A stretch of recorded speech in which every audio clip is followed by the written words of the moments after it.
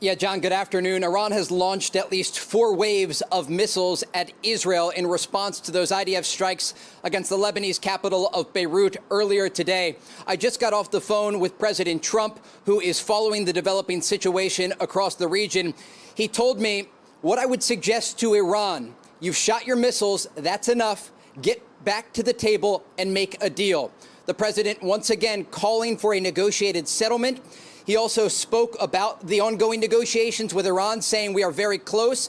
I would say an agreement would be signed on Monday, Tuesday, or Wednesday of this coming week. And now this takes place. And so the president will get briefed on what is happening right now, this ongoing Iranian ballistic missile attack against Israel. But I asked him about those initial IDF strikes that took place earlier today. He told me they were not coordinated with the United States, and I asked him for reaction to the Israeli strikes against Hezbollah in Beirut, and President Trump said, "I'm not happy about it."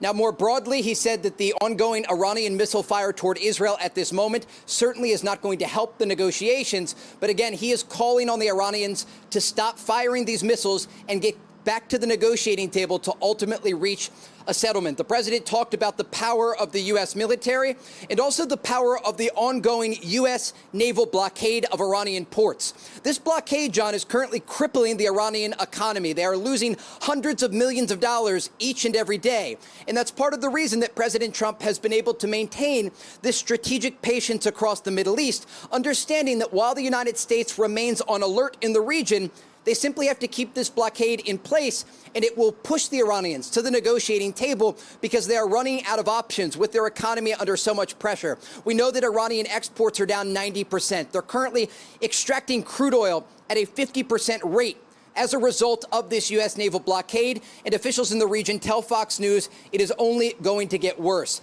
As for the current situation across the region, we know that people in the northern part of Israel remain in bomb shelters at this hour. There is concern that the Iranians may continue this ballistic missile attack against Israel. We don't know the exact number of missiles that were used in the first wave. There were 4 Iranian ballistic missiles, and then there were 3 additional waves, again, in response to the IDF strikes that took place earlier today against Hezbollah in Beirut. Again, President Trump telling Fox News he was not happy about those Israeli strikes and indicated that a deal with Iran was just days away. At this moment, he is likely being briefed on the situation. But again, the president suggesting to Iran, quote, "You've shot your missiles. That's enough. Get back to the table and make a deal." Again, President Trump looking for a negotiated settlement, but he did indicate to Fox News that the U.S. military is the most powerful in the world and remains on alert, suggesting that the Iranians make a deal so he doesn't have to use the military again. John? Yeah, it would seem that the Iranians think they can wait the president out, they can stall, they can negotiate or, pretend to negotiate and hope that the November elections result in some easing of the sanctions against them. Tough to know what the president, I imagine he wouldn't tell you exactly what his thinking is on that score, but tough to know what the president is going to decide there, Trey. Yeah, absolutely. And look, this is a president who has been able to stop numerous wars around the world and, according to foreign officials, save millions of lives. And he's trying to do the same thing in the Middle East, but he is up against a challenging counterpart in terms of negotiation, because the president, according to the call that we just had, really understands the situation. He understands the partnership between the United States and Israel, but he also understands that for the past 47 years, the Iranians have been conducting the same behavior over and over again. They've not only been attacking U.S. forces, but they've been supporting these regional proxies like Hamas, the Houthis, and Hezbollah to launch attacks against U.S. allies. And so the president is trying to reach an agreement here that's going to do a few things. One, it's going to open the Strait of Hormuz to international shipping. 2, it's going to ensure that Iran never has a path to a nuclear weapon, and that all of the highly enriched uranium and all enriched uranium is either exported from Iranian territory or destroyed on site. And then finally, creating a stable situation across the Middle East that would allow for some of these broader ideas that the president has. Remember, President Trump has called on regional countries like Saudi Arabia, Qatar, and others to join the Abraham Accords because he sees this as an opportunity. In the aftermath of Operation Epic Fury, a 40-day military operation, he believes And again, right now, there's a lot of activity happening in Israel, and I'm just turning around. There are still alerts coming out from Israel's Home Front Command at this moment. But we are getting a new statement, John, right now. I just want to read it to you from Iran's Revolutionary Guard Corps that said their attacks on Israel this evening were a, quote, warning of broader response that would encompass all U.S. and Israeli targets in the region if aggressions are repeated. And a senior Iranian official speaking to Reuters says all U.S. bases in the region will be considered legitimate targets for Tehran if Israel attacks. So again, following 4 waves of Iranian ballistic missiles that targeted Israel's 3rd largest city of Haifa and nearly the entirety of this country, the region is bracing to see if Israel will respond. This was a significant attack against the civilian population of Israel. In the Middle East takes a turn with those latest Iranian ballistic missile strikes being carried out across Israel. And this again underscores just how delicate these potential talks are. And even though we heard the president tell Fox that we were potentially just days away from securing a deal, that now all of that might be in jeopardy. We've heard the president say that negotiators are getting closer, and he's underscored some of his hard lines that Iran cannot have a nuclear weapon, and that Iran cannot be able to have language in that deal that would allow them to, in the future, potentially buy a weapon. We've also heard the president push back, saying this is not an endless war. It comes as the war has now stretched into the 100-day mark. So there is a lot of pressure from Democrats saying this needs to come to an end. There's simply too much strain on the American public when it comes to gas prices and the overall impact on the economy. At the same time, of course, we did see that new uptick in the jobs numbers report, so that was a positive there. So we have heard some pushback in terms of what the administration says it's seeing this. But at the end of the day, the president has reiterated that Iran cannot have a nuclear weapon and that these kinds of attacks cannot continue to be carried out across the Middle East. And this isn't the latest attack that we've seen. It was just in the last 2 days. The U.S. Central Command says that it had to intercept incoming Iranian drones, so aerial assaults. There are 2 taking place over the Strait of Hormuz, according to U.S. Central Command, and other drones that were carried out, drone attacks carried out just the day prior. So we've been seeing this escalation. Obviously, right now in the last hour, this is taking a dramatic turn with the president saying, you know, Iran, you have fired your missiles. Come back to the negotiation table. So we'll have to see if that actually does turn into anything. This obviously is a very, very scary situation, to say the least, for the people in Israel who have been needing to hunker down in bomb shelters. Wow. You know, everybody was having probably a great weekend, a great Sunday afternoon, as I was hanging out in the pool with Robin. Excuse me. And then all of a sudden we hear about bombs going off. And fortunately, as of right now, it says that nobody has been hurt. I wanted to show this to you. This is from a guy named Barak Ravid, who is a global correspondent for Axios. He said this. He goes, more quotes from my phone call with President Trump. The Iranian strikes didn't hurt anybody. Hopefully Israel is not going to retaliate. If Bibi strikes them, well, it's going to keep going like the last 47 years or the last 3,000 years. Trump added, we are very close to a final deal. Doesn't look like it. It is going to be a good deal. I don't want it to blow up because of what is happening now. Trump stressed, I'm going to call Bibi right now. And this was at 4:18. I'm going to call Bibi right now and tell him not to retaliate. Each of them has had their fun. Israel had its strike and Iran had its strike. We don't need another one. What does that mean? Have no idea. No idea. SB's here so he can keep watching, but it doesn't look good. I mean, you got the people on the left basically saying Trump chickened out, taco. You got the people on the right saying Trump chickened out, taco. And I think what the guy is just sitting there thinking is, I don't want to blow up and kill a lot of unnecessary people. There is no clean way this is going to end. Iran doesn't care. They don't care if a whole bunch of their people get killed. It's what it is. So now we have to wonder. What is our tolerance? What is America's tolerance? That's all that matters. Well, at this point, we know what it's going to be. The left is going to trash him, and the rhinos are going to trash him. there is no way out, seemingly, in dealing with these nuts. They just want to keep fighting. It's pretty much biblical, as we know. So they may just stay on course and just keep lobbing bombs at each other. Meanwhile, everybody over here starts checking their watch and like, do something. End this, please, end it. The only way it's going to end is, I don't foresee these people coming and signing any sort of treaty. I think they're given too much initiative. I think they're being pushed by people in the deep state. They're definitely being pushed by Democrats. They're definitely being coddled by the media. So since they don't care about their own people, they probably think, let's just keep it going. Let's see if we can wait it out even further. And at some point, we're going to have that final line, and we're going to have to deal with the consequences. I don't know if America is ready.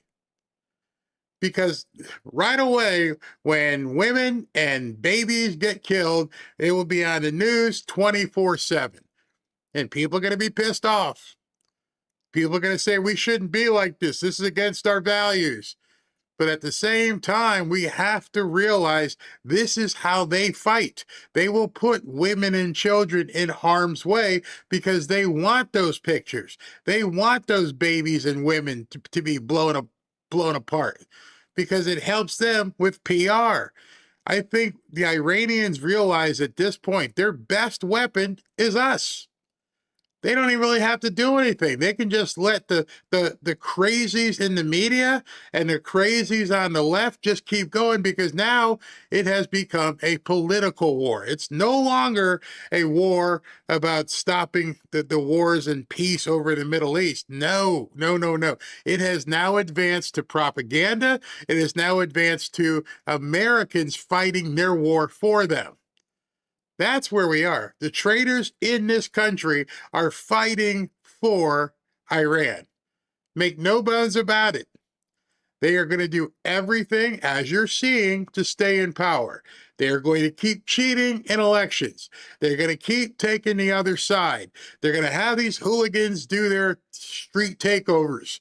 They don't care. This guy, those two high school kids, they don't care that one kid killed the other. Doesn't matter.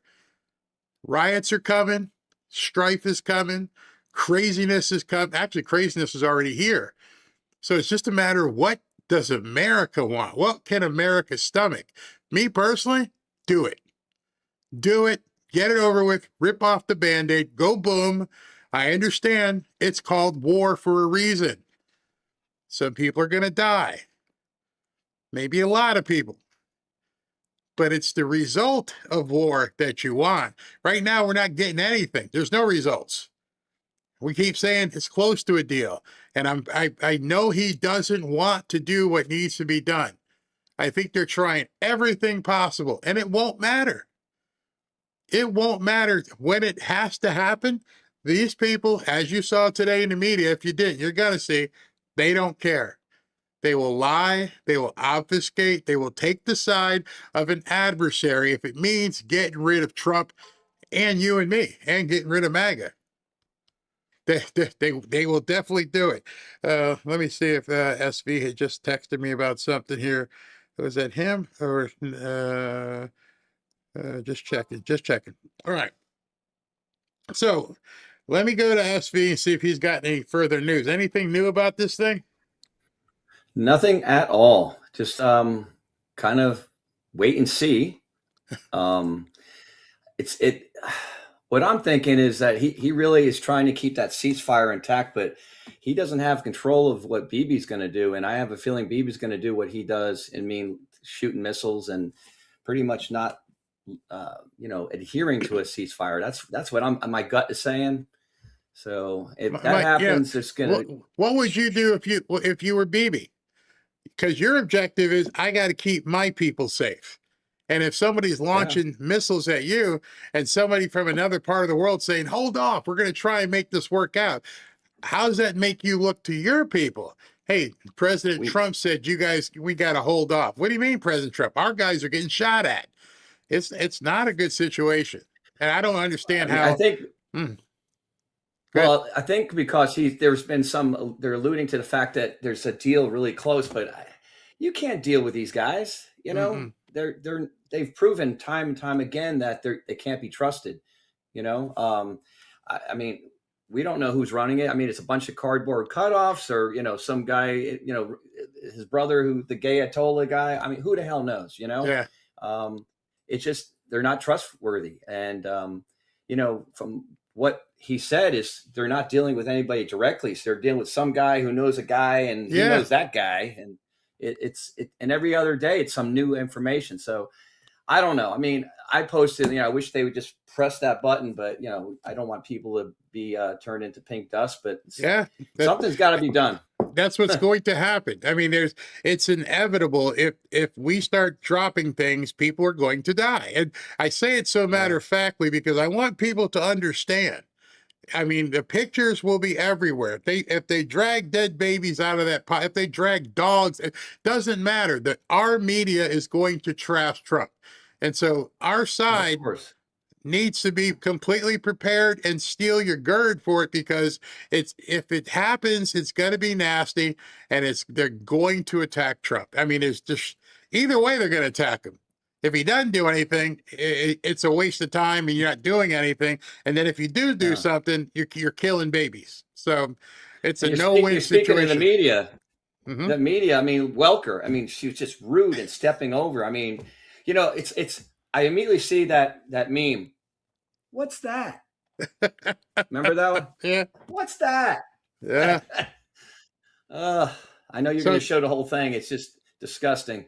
And a lot of people may have seen the last part, the part where he gets up and walks away, which is, I think, delicious. But the entire interview was contentious. Even when she, as you're going to see, I have it from the part where she introduces the interview. And when she introduces the interview to her audience, she puts a slant on it just as she's introducing it. And then it just kept going from there. So it's really amazing where they are and how this happened. The only thing I have to wonder, I'm going to ask you a question. I'm going to ask everybody here watching this question as well. What do you got? Did Trump plan it? Now hold on before you answer.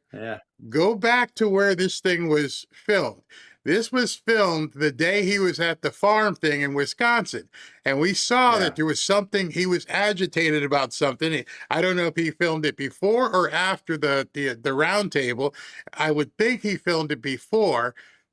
Did he know it was going to air on Sunday and wanted it to come across that way? Because I can't put it past him that he knew she was going to come with that. And it wasn't a signal to all of us that I'm done playing games. Well, I mean, how many times can they be sued to oblivion? I mean, aren't they $10 billion more poor these days? I mean, all of them are getting sued. I want to show you something. I don't know if it has any music, so I have to be careful here when I show it to you. I want you to see something. And this was something, the timing of it. Let me see if there's any music. All right. Yeah, I don't know if there's music or anything, but I want you guys to see this. Did you see what Dan Scavino posted last night? I did not. All right. So let's look at what Dan Scavino posted last night. And this is what Dan Scavino posted. Let me put it back to 0. I don't know if I enlarge it, what will happen. All right. So what it is, and I'm gonna have to probably bring it in because I don't know if you can't see it, but it's obviously a wolf inside with the sheep, and the text on it is very small. But I want you to look at this. Look at the text on the bottom. Stay in the shadows until it's time, and it shows the wolf staying in the shadows. And that's all it says. Stay in the shadows until it's time, and it just repeats.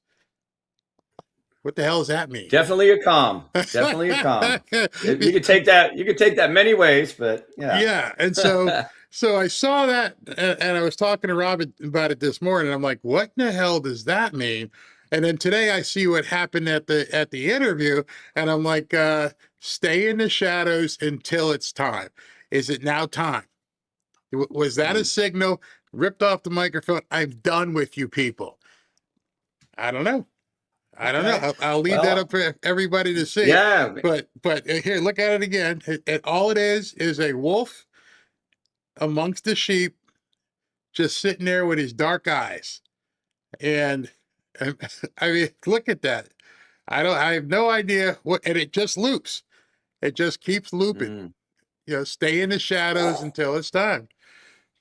So I don't know. We shall see. Very interesting. I mean, we'll see. I mean, if he does another interview with, you know, CNN or something, then obviously that's not it. But you know, I just feel he gets nowhere with these people. I mean, like when he takes a question from Caitlin Collins, it's just a waste of time. I mean, they have no soul. I mean, you could smack them back and forth all day long, and it doesn't even do anything to them. You know, it's just They hate him. They're empty shells. They absolutely hate him. All right, so unless you got something else, I'm going to jump into the interview. Well, actually, so you know, I've been following the mayoral election, and it just I sent you two things. The first thing I want because you like charts. All right, so the thing from Buzz Patterson. Okay, hold on. It's a chart showing the cumulative vote totals through June 6th.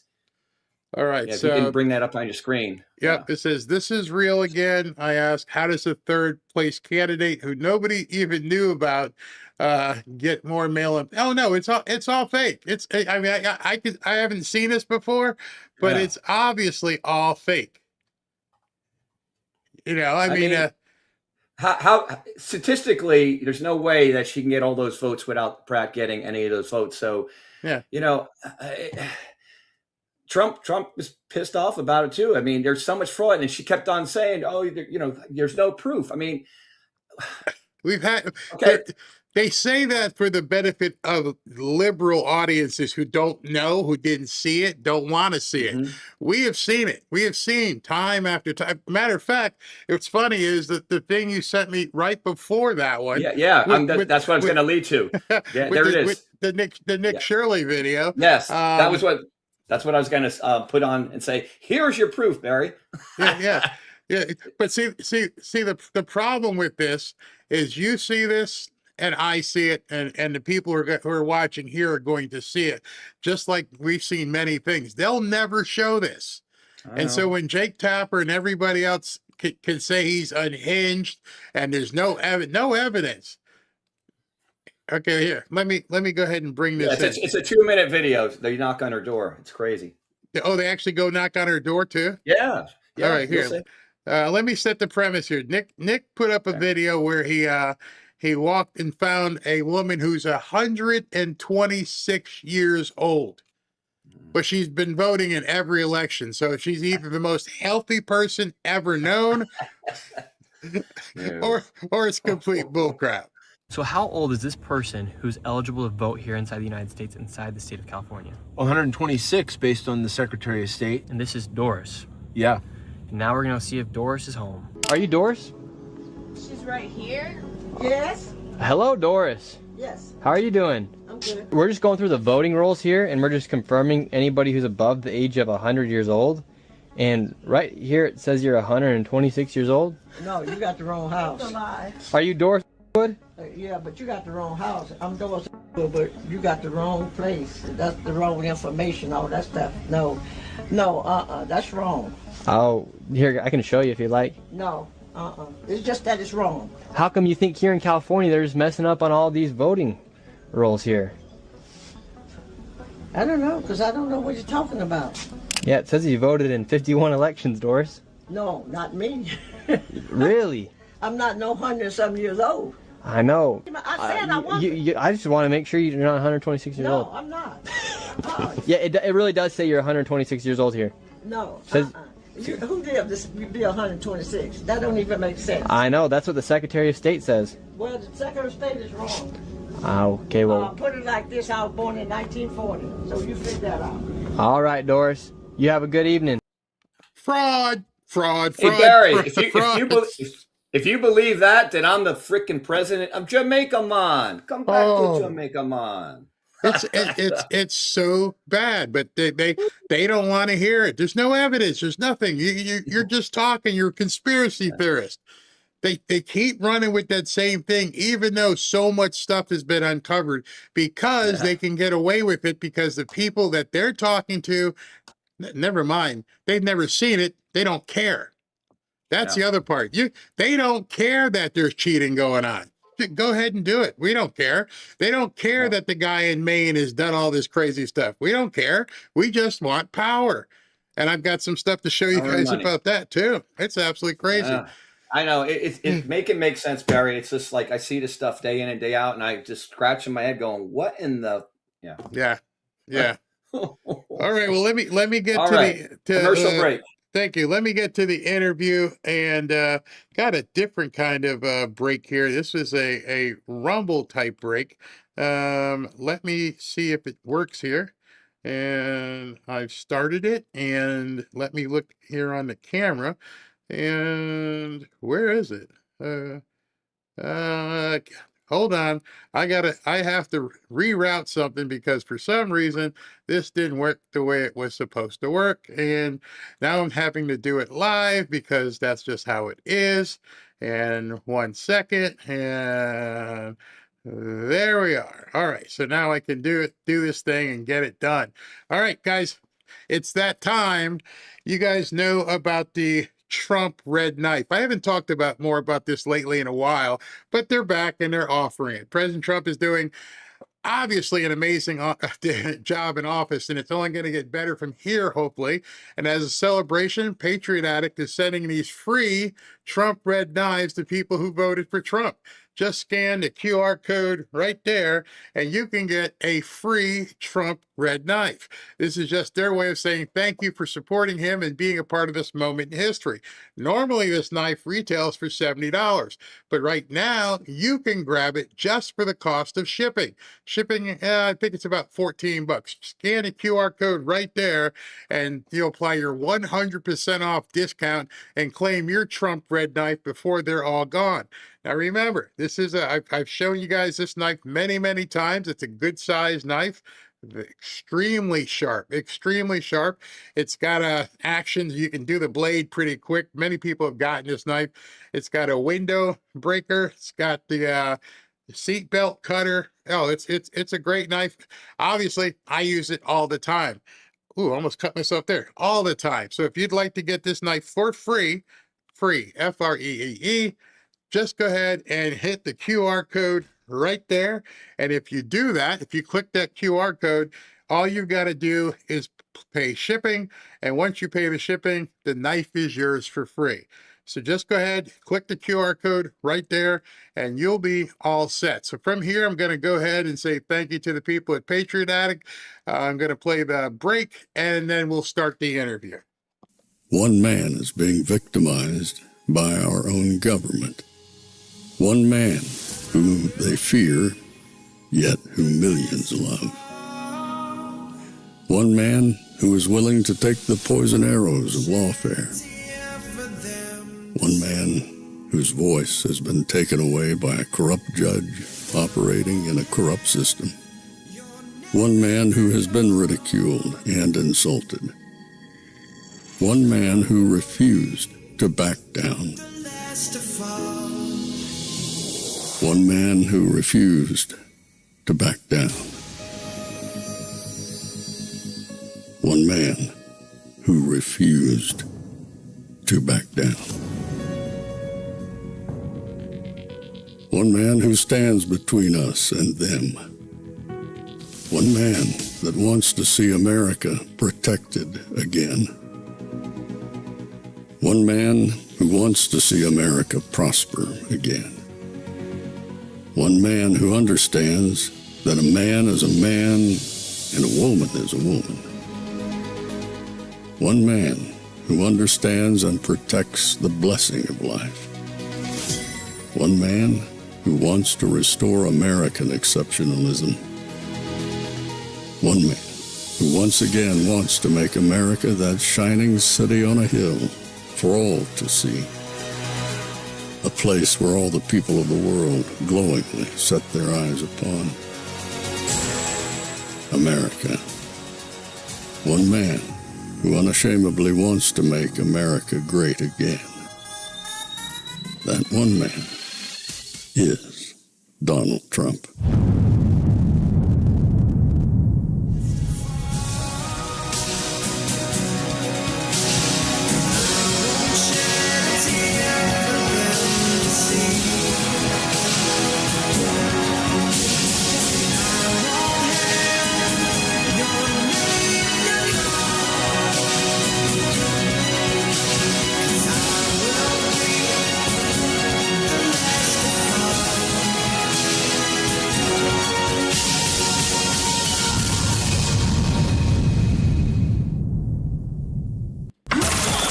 This is Fanfare with Barry Cunningham. All right, so this interview that I'm going to show you was from Meet the Press earlier today. Many people, like I said, have probably seen the ending, but you may not have seen the entirety of the interview. It runs about 40 minutes. There's going to be a couple times where I want to jump in and point something out, but other than that, let's jump into the interview right now. Good Sunday morning. Today marks 100 days since the United States launched the first strikes against Iran. Midterm pressures are growing with no clear end to the war in sight. All right, I got to jump in already.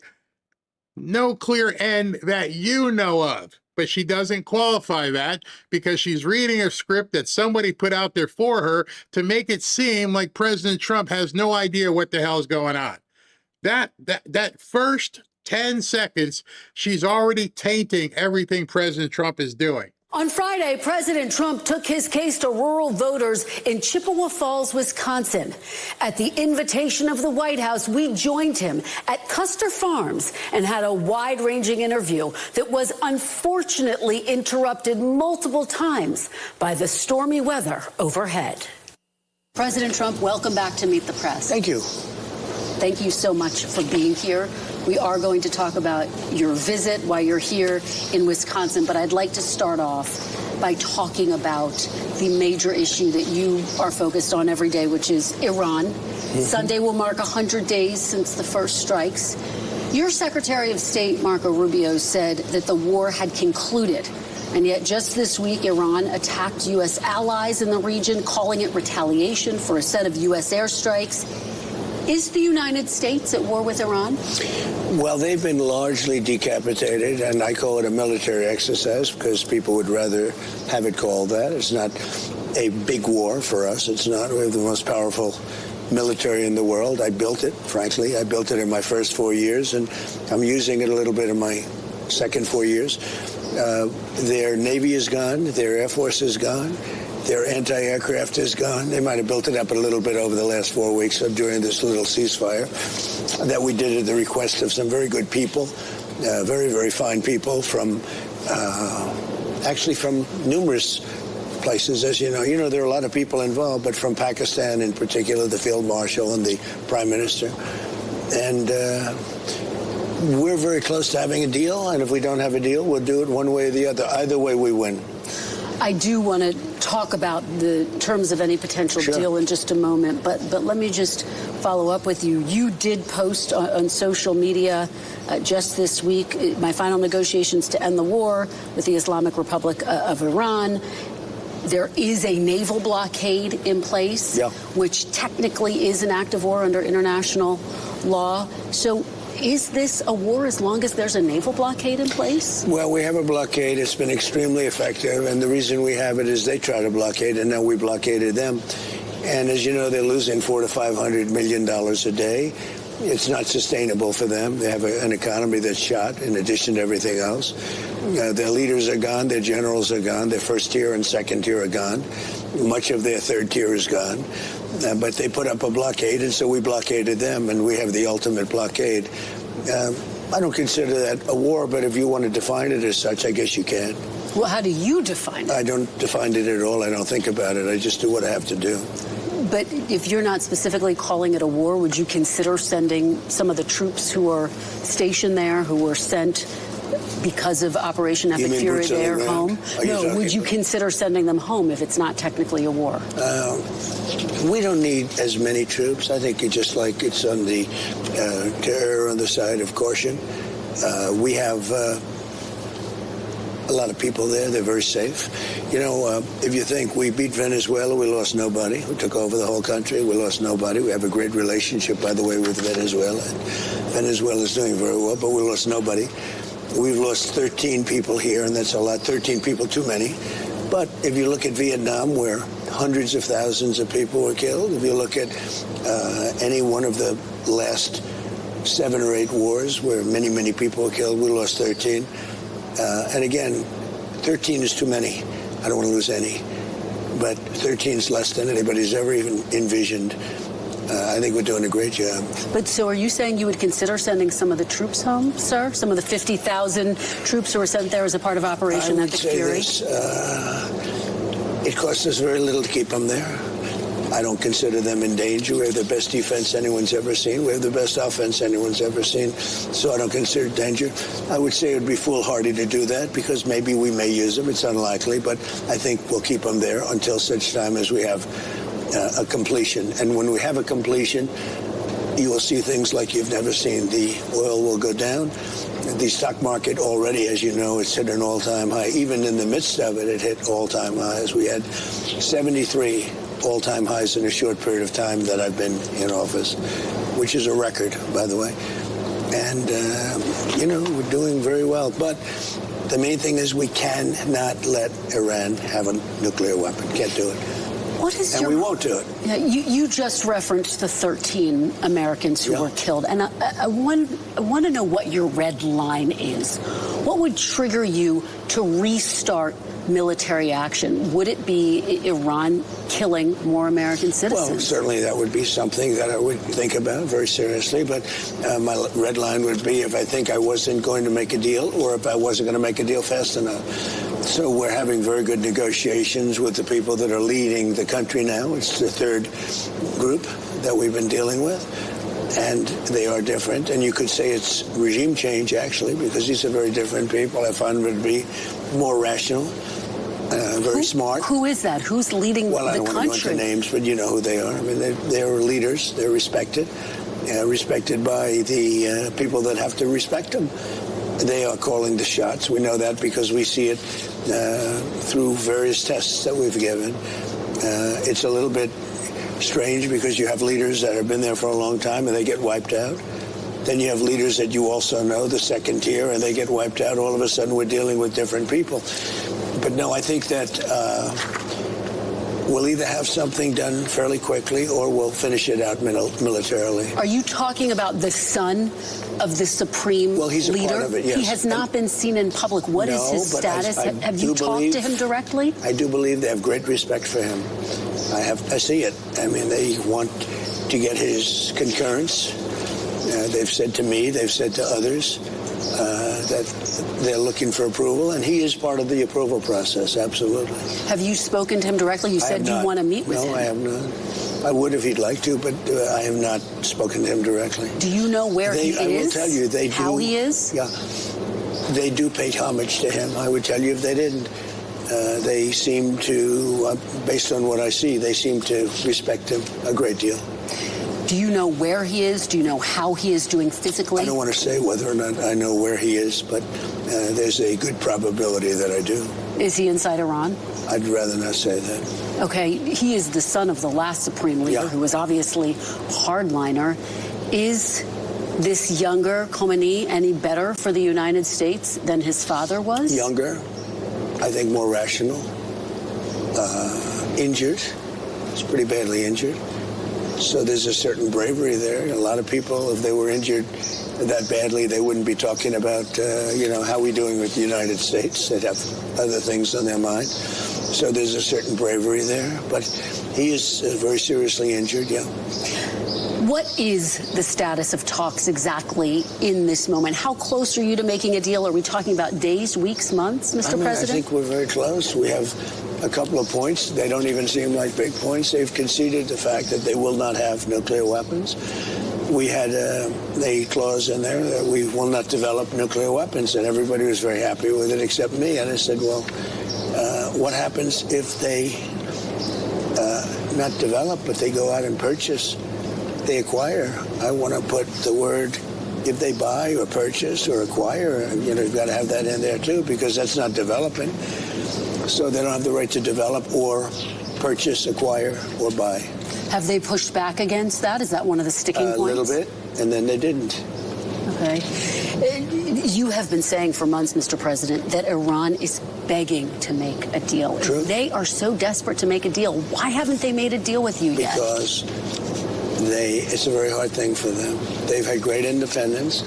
They've dealt with very weak and ineffective leadership on behalf of the United States and other countries, frankly, that allowed them to get away with murder.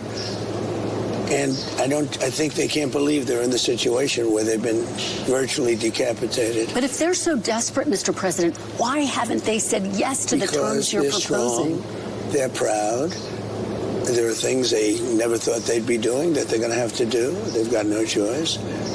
And it takes a little while. You're talking about 47 years of getting away with whatever they wanted. I mean, this should have been done long ago.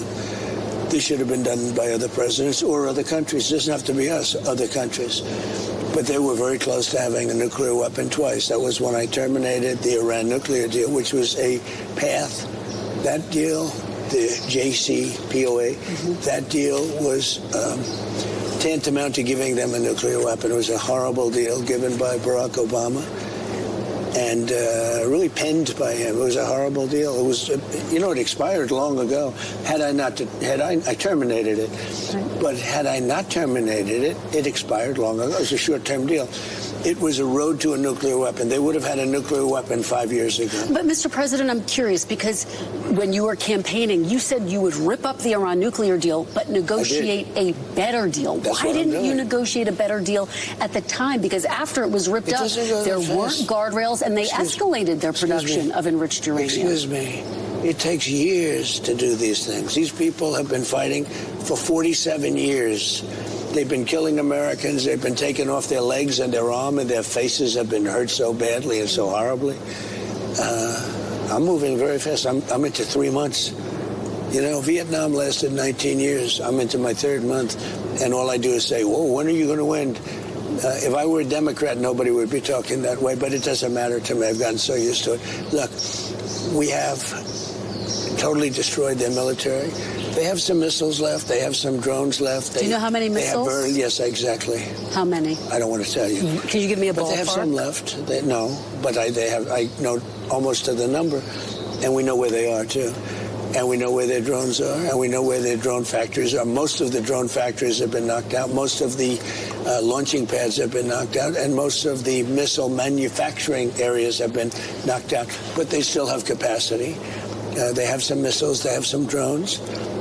I would say percentage-wise, maybe 21, 22% of their missiles. It's a lot of missiles, but it's not what it was when we first attacked. So you're saying they have 21, 22% of their missiles left? Correct, yes. Okay. Let's talk about what specifically you are demanding as a part of this short-term deal. Will the United States agree to a deal with Iran that doesn't explicitly and immediately give up its nuclear enrichment program on the front end? Well, depending on when you say immediately, look, it is buried under mountains because our B-2s were incredible. The pilots of our B-2s were unbelievable. And it's buried. They can't get it. The only 2 countries that could take it, that have the equipment to take, you have to understand, 3 mountains have fallen in on them, right? So you understand that, because the fake news was going around saying, oh, maybe they didn't hit their target. 1 o'clock in the morning, pitch black, no moon, no nothing, and every one of those bombs went right down those chutes and blew up. They can't get it no matter what. I mean, they can get it, I guess, with years of work. But the only 2 countries that can get it are us and China, because we're the only 2 with the equipment that's capable of doing that kind of work. And it would take weeks of digging. So the answer is, yeah, we're going to do it immediately. We're going to start looking very quickly, and we'll do it with them. If we make a deal, we'll do it with them. No, we're going to do it with the Iranians. So if we make a deal, that means we'll be friendly. We'll do it with the Iranians. If we don't make a deal, we may do it, or we may just watch it. We have cameras on it all over it. If anybody walked there, if you walked over there, I would be able to read your first name on your lapel. And these are cameras up in space. It's pretty amazing technology, Space Force. We have cameras all over the site. We know if anybody goes there. If anybody went there, any digging mechanism, any truck, any tractors, anything, anybody went there, we would know. We will.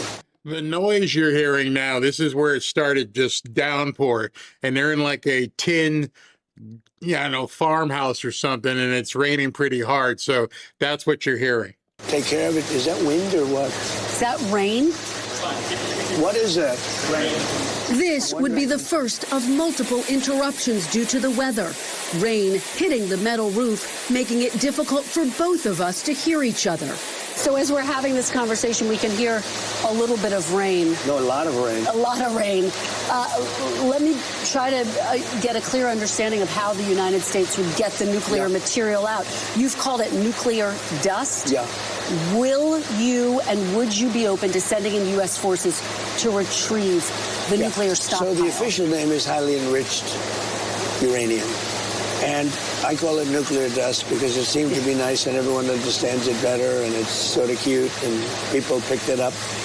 But the way you do it is if we make a deal, now we're friendly, we'll all go together. It'll be our equipment. We'll take it out and destroy it, whether it's on site or whether we take it off site. So that would require U.S. forces? Well, that will require we will have a deal. We'll be friendly. In other words, we will have made a deal. And we will be at peace. And we will go with them or without them. But we won't have people shooting at us, okay? Now, if we don't make a deal, then we're going to take them out militarily, very harshly. And we'll wait till we do that before we go, in which case we'll have safety either way. Mr. President, I wonder, how long are you willing to give Iran to make a deal? How much longer? You've been talking for quite some time. Well, you really haven't. You were in Vietnam for 19 years. You were in Iraq for many years. You were in Korea for many, many years. You were in all the, I won't even talk about World War II, because that was the big one, and we don't want to ever have that. But you were in all these different wars for many years with thousands and thousands of people killed. We've had 13 people killed, which I hate. We've had 13 people killed, and that includes 2 wars. That's Venezuela, and that's Iran. But do you have a cutoff point in your head? No, but you keep talking about speed, Kristen. You were in Vietnam for 19 years, and you tell me about 3 months. And in 3 months, I've demolished the Navy, the Air Force, anti-aircraft. They have no radar. They have no nothing. I demolished their leaders. Their leaders are gone. Do you know where all of Iran's nuclear material is? Yes. Yes. Would you unfreeze any Iranian assets or lift any sanctions up front as a part of any deal? So that would come after. Comes after, yeah. If they turned over their nuclear enrichment material. Unlike Obama. Obama flew a Boeing 757, a plane I know very well.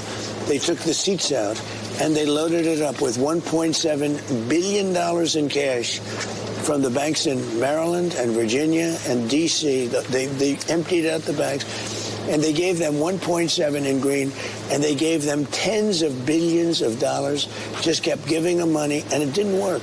Would any, again, that never works, but again, Mr. President, you promised. Not even a single response. He just dropped that in her lap. Obama gave $1.7 billion and then billions of more dollars, and it's like he never even said it. She went right to the next question on her list. They don't care. The idea in the media at this point is to trash Trump. They don't want to talk about anything else. You were going to negotiate a better deal. Do you wish you'd done it in your first term when you ripped it up before you ripped up the deal? No, they weren't ready. No, this is much better. This is much better. If I would have done it in my first term, Israel wouldn't have been ready. Hear that sound of thunder, lightning, Is that going to interrupt, guys? No. Okay. People will understand. We're on a farm. That's true. Will any deal you make include the release of Americans who are being held by Iran? Well, we talk about it, and we'll see. Nobody really has an accurate list of who they are, what they are, or if they're being held. But if they're, we've been talking about it. Nobody really has a list. You know that, right? You know, you're asking me about, nobody has a list.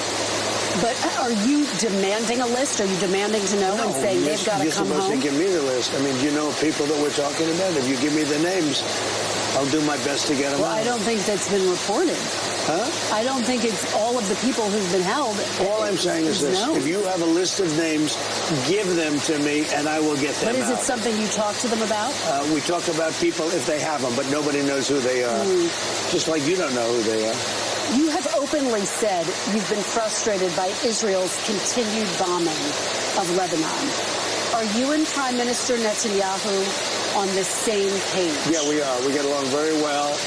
We've been great comrades. We did a very, very big number on a certain country that was nothing but trouble for 47 years. I disagree with him on a couple of things. I'd like to see Lebanon have a better life. I'd like to see a more surgical attack on Hezbollah. I think it should be more surgical. And we can help them with that, or we can recommend Syria. Syria is doing a very good job of cleaning up their act. They have a very good leader. They have a leader that's really done a good job in a short period of time, and he would love to help. Are you demanding that Lebanon be a part of the short-term deal that you're negotiating? I'm not demanding. Okay. I think they'd like to see it, but I'm not demanding. Okay. I wonder if we should, let me just get a gut check here. Should we pause for 5 minutes and let this pass? I just want to be able to hear everything he says. The rain did not stop, but neither did our interview. When we come back, President Trump on his promise to never start a new war. I'd like to talk. What's really interesting is that you guys are seeing something with NBC's resources, their cameraman, their sound people. When the noise in the background doesn't cooperate, there's nothing you can do. I mean, they don't have a 8-pound Maltese and a 15-pound Chihuahua making noise, but man, the sky is completely opened up and there's nothing you can do when you have certain kind of background noise. So I just kind of like their production there. She's like, can we do anything? Excuse me, it's rain, honey. Nothing we can do about that. Oh, okay, let's just keep rolling. Big picture now, Mr. President. One of your consistent campaign promises was no new wars, going all the way back to 2015. Did you break that promise to the American people? No. I had to stop a country, very powerful, very dangerous country, from having a nuclear weapon because they'd use it. They'd blow up the world. They'd blow up the Middle East. They'd blow up Israel. They'd come here. They'd blow up Europe. They're nuts, okay? They're crazy people. I deal with them. And very high-strung people, a little crazy. And get along with them. I like them. But you don't want to let them have a nuclear weapon. And I'm doing the world a service, but I'm doing our country a service. You know, it's America first. I'm doing our country a service. Nice rain. It is raining hard. Okay. But the answer is good. Let's just keep going. Let's keep going. Let's power through it, right? Here, we paused nearly 5 minutes for the rain to pass and then picked up our conversation. So you're saying you didn't break your promise, and yet, Mr. President, in your first term, you held to that promise, and it was so fundamental to who you were as a candidate to a first-term president. What changed? Because you insisted no new wars. First of all, I didn't guarantee no war. Why would I have built the strongest military in the world? I built our military. I inherited a terrible military. We had no equipment. We had nothing. I built a tremendous military. Biden gave a lot of it away, but it's still a relatively small portion compared to what I built. But you said it over and over again, Mr. President. Why would I build a military? Now, I didn't want to use this, but I'm doing you and everybody else a big favor. In the midst of the greatest stock market in history, in the midst of the most successful country, because as you know, in the last term, we were a dead country, Kristen. I know you're a big liberal, or a big progressive. No, I'm just a journalist. We were a dead country. I'm just a journalist. Not really. You're a left-wing hack. You're sitting in front of the President of the United States, the leader of the free world, as it's called, and you're showing him no respect. You're talking to him like you're talking to somebody else in the NBC newsroom. So, no, you're not a journalist. You are a partisan hack. A year ago, a couple of years ago, we were a dead country. Now we have the hottest country anywhere in the world. And at the all-time hottest point, which is probably now, believe it or not, we've just had all brand new stock market records today. But at the hottest point in the history of our country, I took Scott, Howard, I took Pete, I took everybody into a room. I said, I have to do this country, this world, the Middle East, Israel, everybody a favor. You have Iran. They're going to have a nuclear weapon. Barack Hussein Obama signed the JCPOA. It was a horrible deal. Horrible deal. Listen to me. It was a horrible deal. It was a path to them getting a nuclear weapon. They were very close to having a nuclear weapon. I terminated the deal. Wait. Then I sent the B-2 bombers in about 9-10 months ago, and they totally obliterated the site, and I saved it. We had a choice. We could let them have a nuclear weapon, or we could go along and have some beautiful days. But they would have, it's a judgment. They would have used the nuclear weapon. And you know what? When people hear that whole scenario, when they hear me say Iran was going to have a nuclear weapon, and they're crazy, they say you're doing the right thing. I don't think it's I mean, you'll do polls because they're all fake polls anyway, especially yours. But you do polls. I just won a big election. And the reason I won an election is people have confidence in me. I have good judgment. I had to make a judgment. Do I want to go along and have a country that's doing really well, but somebody is going to try and kill us? Or do I want to put out that horrible threat? And I did. I put it out. I put it out for many, many years. Now I'm going to put it out permanently. I'm going to do it either through negotiation, where we're very close to a deal, or I'm going to blow the hell out of them, to be honest with you. And it's going to be very easy for me to do. That's actually the easier path. So when you say I promised, I didn't promise anything. I don't like these endless wars. This is not an endless war. We've been doing this for 3 months. Much of it has been under the form, a pretty good form of ceasefire. The blockade has been amazing. Our Navy is amazing. Our military is the best in the world. Hey, we took over a very powerful country, Venezuela, a lot of soldiers, big, strong military. We took over Venezuela in a matter of minutes. We destroyed the capability of Iran in a matter of days. Nobody's ever seen anything like it. Now I'm going to finish it. But remember, you were in Vietnam 19 years because stupid people. You were in so many different countries. Every war you were in for years. Look at Iraq. Look what you were. You were there for years. Yeah. We're there for, listen, Kirsten, we're there for a few months. And the threat is largely over. Soon it will be over. But you cannot let Iran have a nuclear weapon, or they will blow you up. There will be no Kristen. There will be no NBC. There will be no Meet the Press. You will end the Meet the Press string. Let me ask you, though, during your 2016 campaign, you called the Middle East a quagmire. What makes you so sure this won't become a quagmire? We're not going to be there. You're convinced this won't become a quagmire? It's not a quagmire. I just wiped out the military of a very dangerous country, and I wiped out the nuclear threat. Let me tell you, if we left tomorrow, if we just said, all right, let's get out, it'll take them 15 or 20 years to rebuild back. But I'm not going to give them even that chance. I'm not going to give them that chance. They cannot have a nuclear weapon. And if there was even a 1% chance that they'd have it, I wouldn't leave. We're almost finished. We're going to either have a deal, a strong deal, a meaningful deal, not like the Obama thing. Obama was a path to a nuclear weapon. Mine is the exact opposite. And mine is a wall. It's a wall, just like I built 1,000 miles of wall on our southern border. And by the way, I took the worst border in history, and I made it the best border in history in a matter of weeks. And yet, Mr. President, Iran was the closest to developing weapons-grade uranium after you ripped up the nuclear deal because there were no guardrails in place. They were developing it during the nuclear deal. Right. You don't know that? Iran, when Obama signed that stupid deal where he paid them billions and billions of dollars, he thought he could bribe them. Listen to me. She doesn't want to hear it. He's bringing it up to her attention once again, talking about the billions of dollars that Obama paid the Iranians, and she's trying to get away from this as soon as possible. They were developing a nuclear weapon. That's how they got there.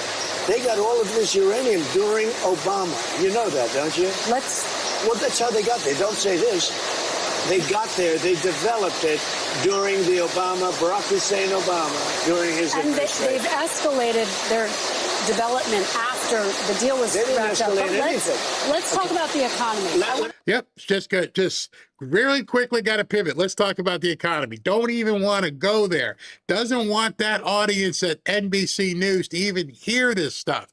That's why people ask me all the time, President Trump seems to be repeating himself. He has to. If he doesn't, they're going to lie. And as soon as this was over, yep, that's exactly what they did. Talk about the economy. If I didn't go in there with the B-2 bombers, they would right now have a nuclear weapon, and it could be that half of the world would be eradicated. Let me ask you about the economy. You got a strong jobs report today that beat expectations. Not strong. Really strong. Beat expectations. By how much? Triple. 172,000 jobs created. And yet, gas is up, diesel is up. It's all coming down as soon as the war's over. Well, 70% of farmers say they can't afford fertilizer. What's your message? The farmers are doing very well. Let me ask you, what is your message to farmers, many who support you, but who say they're struggling? Who say they're struggling? Because there's nobody been better to farmers. You know, I gave farmers last term $28 billion because China took advantage and other people. And you know who paid for it? China. Last term.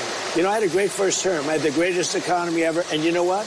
This one's blowing it away. What's your message to farmers, though, Mr. President, who say they are struggling, they're struggling to make ends meet? Are you ready? Am I allowed to talk? You keep asking questions and you don't listen to the answers.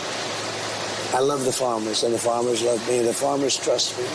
In the first term, I had something very similar. China and others were, and Canada, which was brutal, they were taking advantage of our farmers. They don't take advantage of it anymore. I gave them $28 billion split up. They never had a payday like that. And the farmers loved me, and they came back and they voted for me in record numbers. You know that. Nobody's ever even come close. Now, because of the fact that we had a choice, I had a choice to make. I could keep it going. The farmers were doing great. Fertilizer was very cheap. Everything was cheap. Gasoline was very low. Everything was very low. I could have kept it that way, but I said I have to take a little bit of a turn. The farmer's going to understand it better than anybody. We're going to have higher gasoline. We're going to have a little higher fertilizer, et cetera, et cetera. But I'm going to get rid of a nuclear weapon in the hands of very dangerous people. Excuse me, wait. It should have been done for 47 years. No president had the guts to do it. I did it, and I've done it. It's almost complete. As soon as that's complete, gasoline prices are going to drop like a rock. You know, I was in Iowa speaking about farms, and it was before we attacked Iran. And I was in Iowa, and the prices were $1.85 a gallon, $1.91 a gallon. What? This time, it wasn't the rain, but an audio issue that forced us to pause the interview again. Are gas prices going higher? I didn't hear an audio issue. I think they just tried to stop him from talking. I could hear her fine. I could hear President Trump fine. This guy comes out of the back and says there's an audio issue when there apparently wasn't.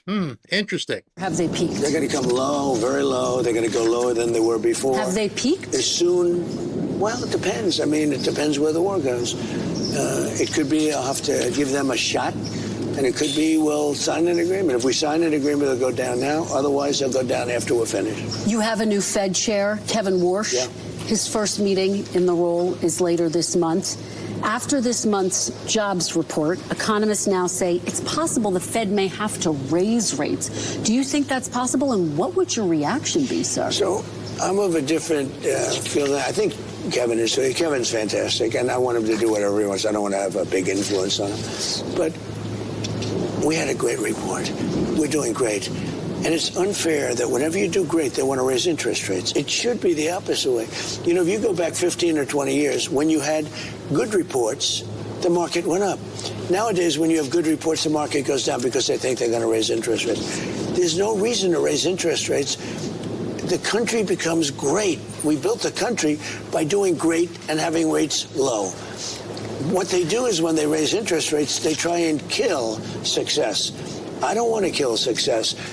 We should actually lower interest rates. Now, if inflation comes, and you know, people live with inflation, but if inflation comes, what happens is you stamp it out. But success can kill inflation, just like higher interest rates. What they do now is, like, we had great job numbers. You agree, right? They beat expectations. Not expectations, like 3 times. Okay, but you ready? She couldn't even say that. It beat expectations. You couldn't say yes. It was, the job numbers were fantastic. They were 3x what was expected. And you're supposed to be a journalist, and you can't even use any discretion to give the credit and due of having an amazing job report for 3 straight months. It's pretty sad. What do? They say, oh, let's raise interest rates. It's the wrong thing to do. I would like to see rates get lower because we could build this into the greatest machine that the world has ever seen. But you can't do that when everybody immediately raises interest rates. So we had great job numbers. We're doing great. You know, we're building more factories. We have more money coming into our country right now from other countries and people than ever before. Wait a minute.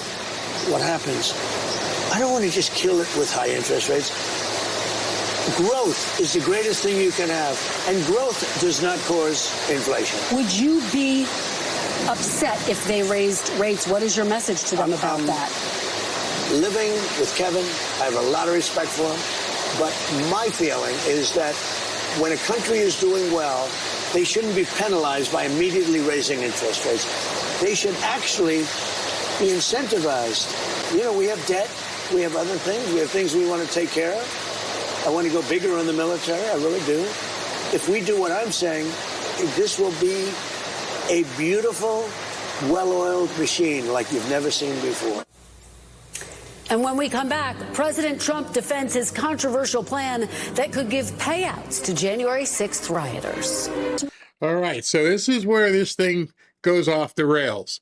I mean, completely off the rails. This last 5 minutes of this interview, and I want you to pay really close attention because I was telling SV at the beginning my thoughts on this whole thing. I really think this may have been choreographed by President Trump. Maybe not, but I want you to take a watch and tell me what you think. $1.8 billion so-called anti-weaponization fund. It was going to compensate people who say the federal government weaponized the legal system against them.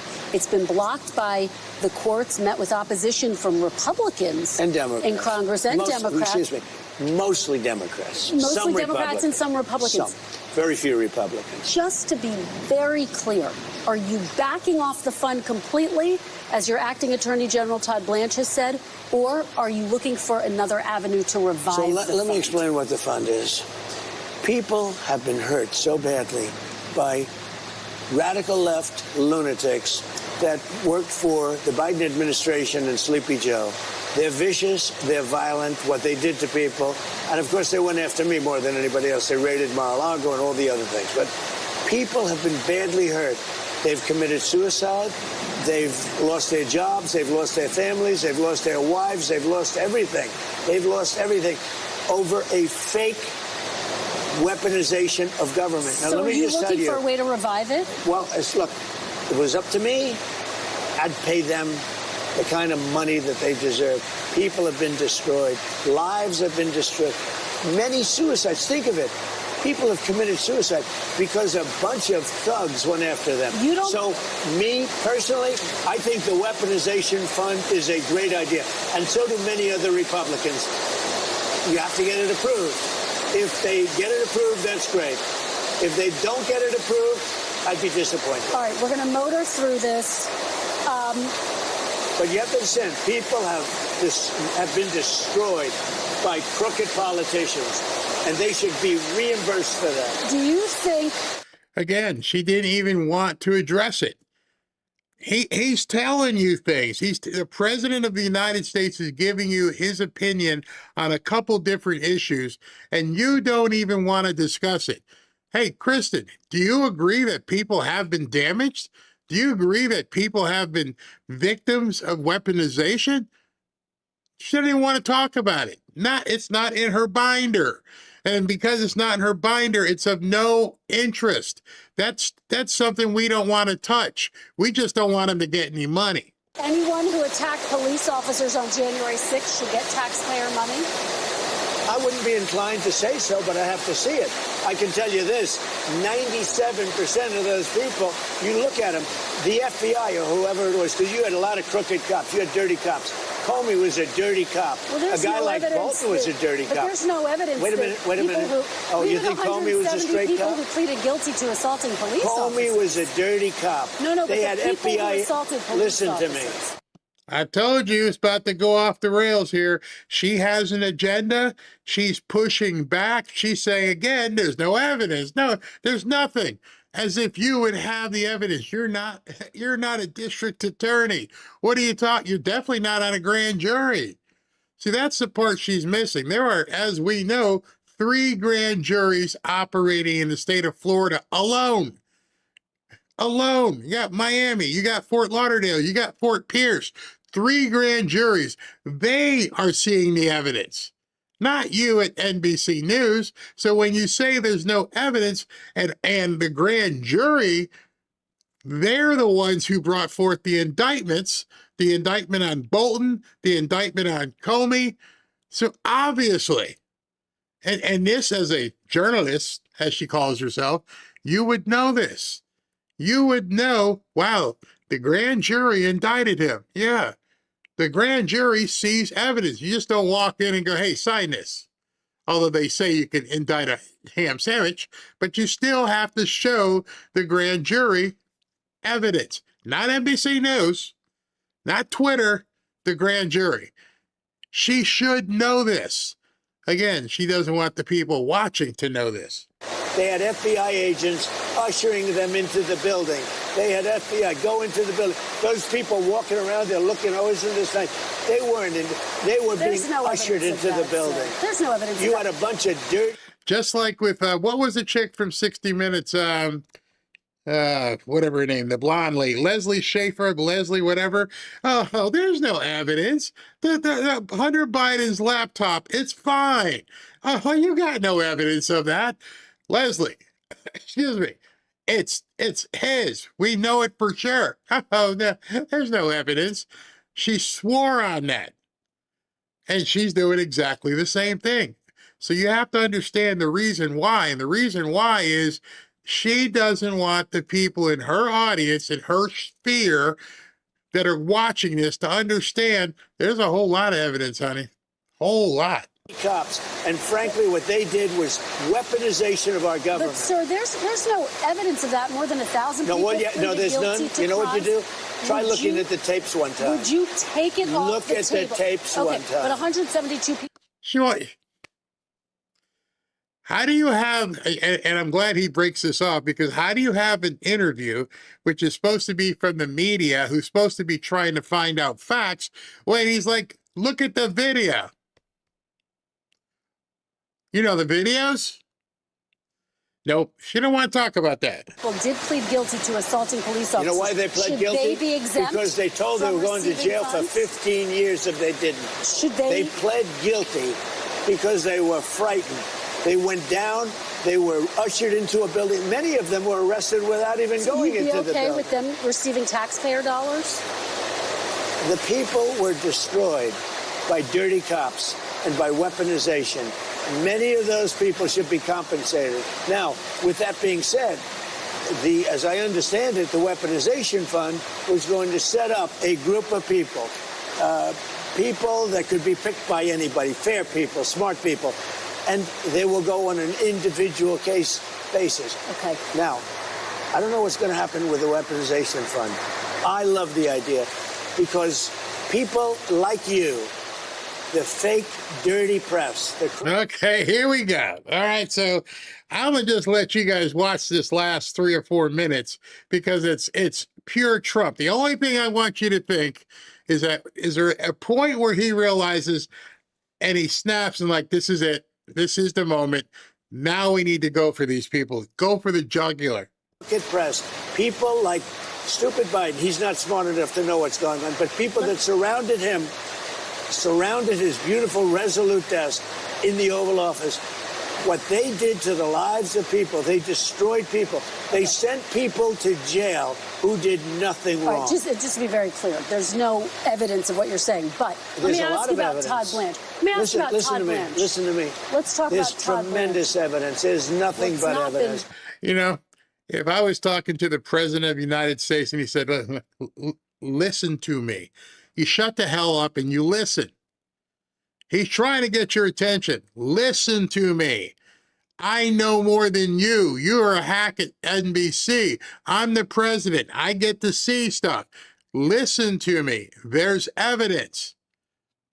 No, there's not. No, there's no evidence anywhere. She said that at least 4 or 5 times. There's no evidence. The election was rigged. It was a dirty election. And it's happening again right now in California. You've never presented evidence. It's happening right now in California. Right now, it's look at what's happening in California. Where's the evidence to that? 7 times. It's funny. Imagine you're accused of cheating. And instead of just saying, no, baby, that's not me. I didn't do anything. Oh, you got no evidence. How's that going to work out? How's that going to work out? Your kid breaks a lamp or something. Hey, you got any evidence? No, first thing out of your mouth would be, let me see the evidence. Let me understand what you've seen, Mr. President. Not that there's none. You're basically calling the president of the United States a liar to his face. Make no doubt about it. I don't care what the libtards say. I don't care what the rest of the media says. She's looking the president of the United States right in the face and calling him a bold-faced liar. It's the 4 days. Republicans are doing well in California. No, they're not. They're dropping fast because it's a rigged election. Let me tell you, it's 4 days. And they aren't even close to coming up with it. That's how they count the votes in California. You know why they're doing that? Because they're cheating on the election. Do you have evidence to support that? All I have to do is look. 9 times. All I have to do is look. That's not evidence. And I listen. 10. And I listen to people. And let's see what happens. But, sir, that's not evidence. Do you think it's appropriate? That's how they count the votes in California. Do you think it's appropriate that they have an election and 5 days later they're nowhere close to picking a winner? State and local officials acknowledge they are slow. They're urging. No, they're crooked. They're urging the votes to be counted quicker. That's how they vote in California. They're crooked, just like you're crooked. Your press is crooked, and Meet the Press is crooked. To be fair, I'm not crooked, but let's really. Let's well, continue. You play right into their hands. Let's continue. You're either crooked or you're stupid. You play right into their hands with this rap. You know that these elections are rigged. Your network knows that they're rigged. You know that I won an election in a landslide, and I got 94% bad press. But, Mr. President, you know why I got that?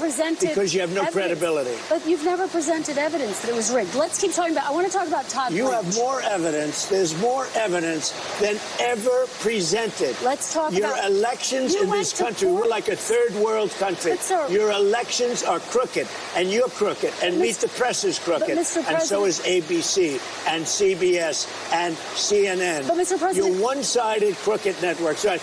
Let's call it quits because I've had enough. Thank you, darling. Have a good time. Mr. President, I traveled all the way to Wisconsin. I've sat in the rain with you. I know. I traveled all the way to Wisconsin. On and off in the rain, and I've given you enough time.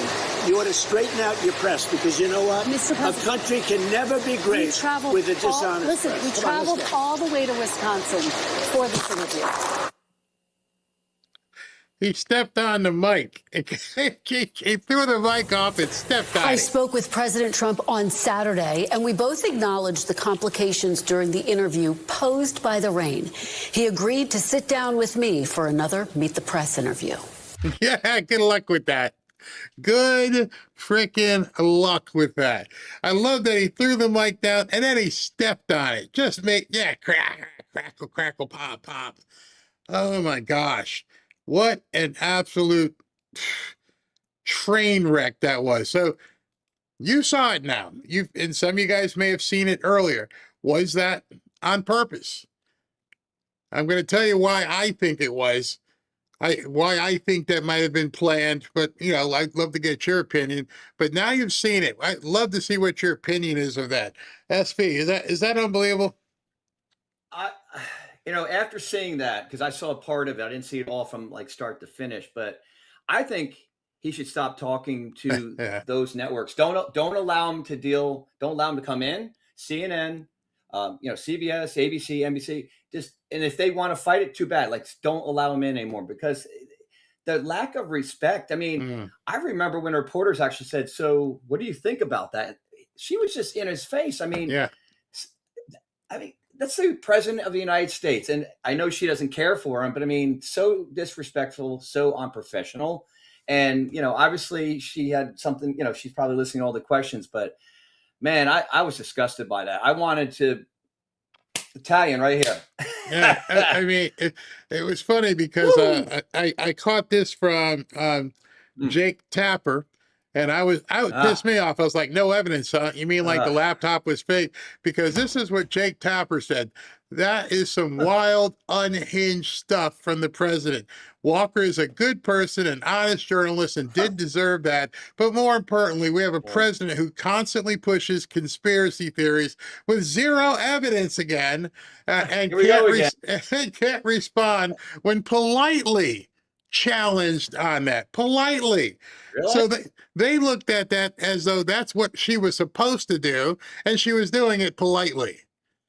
No evidence. Barry, no evidence. She looked like she had a pineapple up her rear end the whole time. I mean, it's unbelievable. I mean, the thing is, we keep asking, why does he sit down? Because he's sitting down because there's a certain number of independents and a certain number of not crazy ass Democrats who he's trying to reach. And a person who's not a nut job watches that. And first and foremost, doesn't matter if you're an independent or a Democrat, you're watching somebody with an agenda to try and attack the president of the United States. That's your president. You may not like it, but that's your president. And and so you got to wonder, do people sitting at home look at that and go, hey, that's pretty bad. Maybe that's what he's hoping for, so people can see that, these people are so far gone, they can't even listen to anything he's saying right now. Unfortunately, the CNN, the ABC, NBC, they're going to take snippets of this and twist it and turn it. It's going to make him look horrible. So, I think I get it why he does it. He has to promote his own accomplishments, because no one is kind of like the job thing. That's a great success story. Yeah. She's like, oh, next story. Let's. What about the price of eggs? And if she looked at gas, she would realize in most places in the country, it's actually down. But again, her agenda is to make it seem like nobody can afford anything. Nobody can do anything. Meanwhile, she's heading back to New York City where her office is. And I bet you she'll be at the Knicks game tomorrow. Yeah, I put up a chart of what the ticket prices were. They're like starting at $30,000 to get tickets. That's pretty shitty. Demand, man. Yeah, pretty shitty economy, isn't it? It's also, I wanted to show you this. Did I have this? Oh, just more in terms of how these people are doing everything to attack the president. This came out a little while ago. 2 Virginia residents have filed a lawsuit seeking to stop the UFC fight President Trump is holding at the White House as a part of celebrations for the nation's 250. So now somebody has come out and put a lawsuit to try and stop the fight. And of course, it's in D.C. or that area, so that watch them get some judge, some crazy district judge is going to go, no, you can't do it. Yeah, they're going to, and at that point, I mean, number one, who's going to stop him? That'd be the one thing. Who are you going to call? That's not happening. No, it's not happening. By the way, you brought up the Hunter Biden's laptop earlier. I saw that Hunter Biden is on X, and he was promoting how he's going through, the second version of Christ or something. And like, people are like, all you're doing. Have they forgotten all the stuff that he did? I mean, I saw some of the comments. It was Hold on, unbelievable. SV, say the line. I keep telling people Democrats only exist because they expect people not to have any long-term memory. One of his posts said he's been clean for like 6 or 7 years. I'm like, wait a second, bro. Wait a minute. He was in the White House. I saw him doing this on his nose. He was like he was tweaking and moving around like 6 or 7 years. I'm like, do y'all not remember? Nope. But he's found a way he can make money. And he's found a way that people can pay him indirectly because they're on Twitter and he's getting like 100,000 likes per every post. And I'm sure it may hurt Elon to pay him, but he's gonna make probably good money just posting his crap. He doesn't have to some do guy any was saying, he's saying, I'm not getting monetized. Something with the algorithm says maybe I'll be a follower of Hunter Biden in order to get promoted. Like it's insanity. And they just keep going. I mean, it's so what? All right. I sent you an update on. Yeah, I sent you a couple things. So earlier, that post from Eric, Trump had apparently said. Go ahead, you take that one. Oh my gosh! All right. So this is about an hour ago. President Trump says he calls the shots, not Israel. He did the FT interview. I decide everything. He doesn't decide. Netanyahu will have no choice but to accept an Iran deal. I call the shots. I call all the shots. Bibi does not. 47 is now holding discussions with his team while in New Jersey per Fox and originally hoped for a peace deal this week. The region is now waiting to see if Israel responds to these waves of ballistic missiles. Now, I sent you another thing, or maybe I didn't. Let me see if I can give it to you real quick so you can bring it up on your. Yeah, here we go. It's by OSIT Defender. So earlier today, you knew that Israel had the strikes, right? Yeah. Yeah. So apparently, U.S. is doing some damage control. They're saying we had no part in this. Senior U.S. officials confirmed to Axios that the White House did not give a green light to Sunday morning's Israel strike in Beirut, which reportedly spurred tonight's Iranian ballistic missile attack against northern Israel. So, it does show that Bibi's kind of not listening. So I could see why Trump just came out with that very strongly worded, message. But it remains to be seen what happens tonight after we go offline here. So very interesting. If you could keep an eye out. He's supposed to be heading back to the White House. He's only in New Jersey in Bedminster, but he's supposed to be heading back.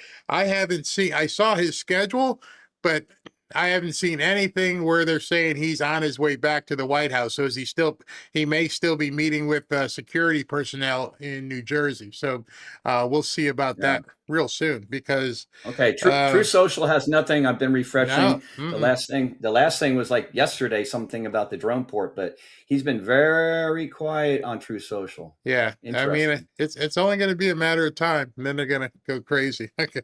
All right. Thank you, sir. See you soon. I got a couple things I want to tie in. Wait, hold on. I go to that now? Let me go to this now. Let me show you guys a couple things. So earlier I had said that I thought that this might have been choreographed. And the reason being, I think the deep state is freaking out.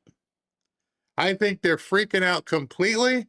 And one of the reasons why they're freaking out is because of Bill Pulte, who's scheduled to take Tulsi Gabbard's place for, June 30th she leaves. And then he's already said he's not appointing him. He's not going to nominate him for the position long term. He just needs him in there for the interim. But this popped up on the Sunday shows today. 2 different shows. I want you to hear this. This appointment is arguably in the basket of awful appointments he has made. This is probably the worst and most dangerous. So, I mean, I hope making Bill Pulte the DNI, temporary DNI, interim DNI is the worst thing he's ever done.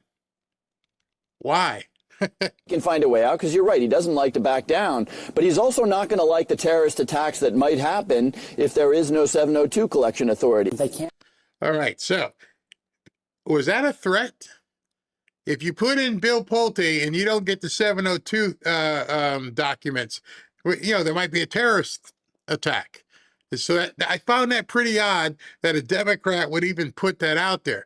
But listen closely to what Senator Mark Warner has to say. Acknowledge that Biden won, but I also think there's a focus on 26 and 28. What could he do with this job in 26? What he could do is take a single piece of intelligence that may not be corroborated, or make something up and say country X is going to interfere or is sending people to encourage non-citizens to vote, and that be used as an excuse for Trump to bring in ICE, federal troops, close down elections, seize. He just revealed the threat. That's it. They are terrified. They know now what's coming. That's what, when I heard that, and I saw Scavino's post and I saw Trump walk away, they know what's coming. But many of us have been waiting for it for quite some time. No Democrat until just today actually said, hey, he might cancel the elections. Maybe that's why he doesn't give a crap about the midterms. I ain't worried about the midterms right now. We got stuff to take care of because we're going to take care of the midterms and you're not going to like it. And so now, out of the blue, some Democrat, a high-ranking Democrat, Mark Warner from Virginia, sits on all the, the big committees. He comes out and says Trump could fake some information with Bill Pulte, and they could, cancel the elections. Oh, really? Really? Many of us, when I was talking to Alpha Warriors, some other people were like, I don't think there's going to be a midterms. And everybody called this crazy. And now a sitting senator came out and said it. So now it's not Barry anymore. It's not Barry being crazy. A sitting senator on CNN went out and said today on a Sunday show, well, they might make stuff up and cancel the election. Really? You said that, huh? Polling stations. The list is extraordinarily frightening. Let's talk about Bill Pulte. You brought that up. The current director of the Federal Housing Agency, President Trump has now picked him as acting director of the DNI. You've been very critical, and so have Republicans. This is beyond outrageous. This guy has no national security experience. You remember when the law was set up, the director of national intelligence overseeing 18 agencies was supposed to have national security experience. Ah, see, that's where the lie comes in now. And I showed it to you. The director of national intelligence, DNI, has to have, based upon the statute, some sort of background in intelligence. However, Bill Pulte is not nominated to be the DNI. That's where the disconnect is, and everybody was reporting it. And I told you last week, oh, you missed it, bro. He's not nominating him. He just puts him in interim. He'll nominate somebody else later. And then President Trump a few days later came out and go, I'm not nominating. Huh? No, he's not nominated. He has no intention of being there to be the permanent DNI. He's got a job to do right now and doesn't require nomination. Mark Warner knows this. He's jumping the shark here to try and let people know what Trump's doing is illegal when he never said he was nominating him. This guy's got none.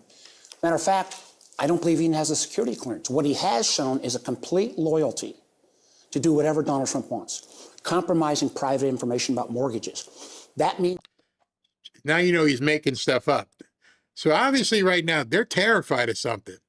They are absolutely terrified for him to come out and say they're going to manufacture information to stop the election. He's got compromising information with mortgages and finance. They're terrified. I don't know what it is they're terrified, but he wouldn't be out there doing the dance today. He should get promoted to have the keys to the 18 intelligence agencies with our most classified information. And with an attempt by President Trump to interfere in the elections, my fear is this guy would completely go along with that. And it's not just me. Look at the Republican pushback as well. Oh, I know they're pushing back as well. I think we all have come to the agreement that these guys in the Republican Party is dirty as everybody else. One of the things I looked at last week, and I actually posted about it, and I'm like, maybe we've been getting this thing wrong all along. Maybe election fraud has crossed both aisles. When you look at some of these people, and you look from a distance, and you think to yourself, who would have voted for this person? Who would have said, all the people, and we say it about states in the blue states, but in the red states, all the people out there available, and that's the guy or lady you picked, who doesn't seem like they have any idea what the hell they're doing? I mean, we're seeing it in Maine right now. We are seeing the Nazi run against Susan Collins, who's old as hell. Nobody else? No, the whole freaking state? She's been there for what? She was celebrating the fact that she did 10,000 consecutive votes. And they were acting, oh, that's fantastic. But at the same time, I'm like, well, why is she still there? Why have you been there long enough to make 10,000 votes? That in itself is a problem. And then you vote against Trump after everything you're going through, after everything that you see that these Nazis and libtards are doing, you vote against the Save America Act. That makes sense? Shouldn't you now be kowtowing to MAGA, saying, please, MAGA, I want to keep this position. What do you need? Well, we need you to pass the Save America Act. Nope, can't do that. That's a breach too far. It's either me or the Nazi. Make it, well, you're the same thing. What are we getting if we can't get you to vote for Save America Act? There's a reason why it's not passing. There's a reason why John Thune won't pass it. There's a reason why they won't even bring it up. And maybe that's why they're all freaking out now with Bill Pulte being the interim DNI. Now to the point where Democrats are going on multiple television shows and saying Bill Pulte is going to help Trump cancel the elections. How did you go there? How did you make up your mind in that regard? What have you seen? Okay, nobody asked. They asked us. First question would have been, why do you think that, Mark? What is it that you have seen that makes you think they're going to conjure up information to purposely, cancel the midterms? We'd love to hear it. No, you got nothing? No, you got something. You got fear. You have a fear that ICE may show up at the polling places. He said it. You have a fear that the president may cancel the midterms. Why? What could he possibly make up? This is where you have to ask the question. I would have, hey, Margaret, what can he possibly make up? What kind of information can he possibly come up with that would allow him to cancel the midterms? That would be the first question. Second question, what law, what statute, anywhere allows the president to cancel the midterms? You and I both know what it is, but I wanted him to say that. I would have asked him that question, asked him the question. Under what authority can the president cancel the midterms? And I'd leaned in. But they don't even ask the question. You know what the answer to that question is. We've been waiting for that answer. We've been playing Jeopardy. How is it? Insurrection Act. Oh, yeah. Martial law. Different things. Go crazy. Full on. They know the answer to that question. Now they're starting to freak out about it. We're seeing, what they've got planned this summer. Maybe this is going to make them turn down the dials. You want to keep busting up ICE places and having crazy, crazy riots? Go ahead. When this guy, Carmelo Anthony, gets convicted and they, start warming him up for the deep fryer, go ahead, riot. Let's see it. I dare you. I double dog dare you guys to start your summer of love bullcrap. You're going to be playing right into his hands. He won't have to conjure up some information. He's like, oh, it's too dangerous. We can't do this. We're going to have to cancel the midterms. There's a reason they're afraid. Now it's time to start finding out what is it that you are afraid of, besides losing, which is maybe it in itself. SV, you said you sent me something? Yes, sir. What Actually, we two got here? things, but the above the Eric one is the thing from OSINT Defender. That was about 10 Another minutes one? ago. Oh, wow. Yeah, Okay. it was a little more detail about the phone call between President Trump and Bibi. Okay, So according Access. yeah, according to Axios, Barak Ravid, citing a U.S. and Israel official during tonight's phone conversation between President Trump and Prime Minister Netanyahu, Trump asked him not to respond to the Iranian missile attack and to wait a few days for the negotiations, claiming that something good in terms of a deal was close, to which Netanyahu kind of agreed, though he reiterated his call for strikes against Iran. So What the hell does that mean? Yeah. How do you kind of agree? Yeah, I mean, whew. Trump is juggling so many different balls right now. Like, I don't know how he's doing it. It's yeah. You either agree not to bomb or to bomb. That is the question here at this point. Okay. What? Oh, you got something from? Yeah, that was a big story I just sent you right after. That was just about 5 minutes ago from Eric Doherty. Hold on, let me download this video real quick. So this is going to be about Brooke Rollins and more fraud, or just more of the same fraud? Yeah, but this is they're not even hiding anymore. They don't care. Like you said, they don't give a crap. No, it's about it's the major snap fraud.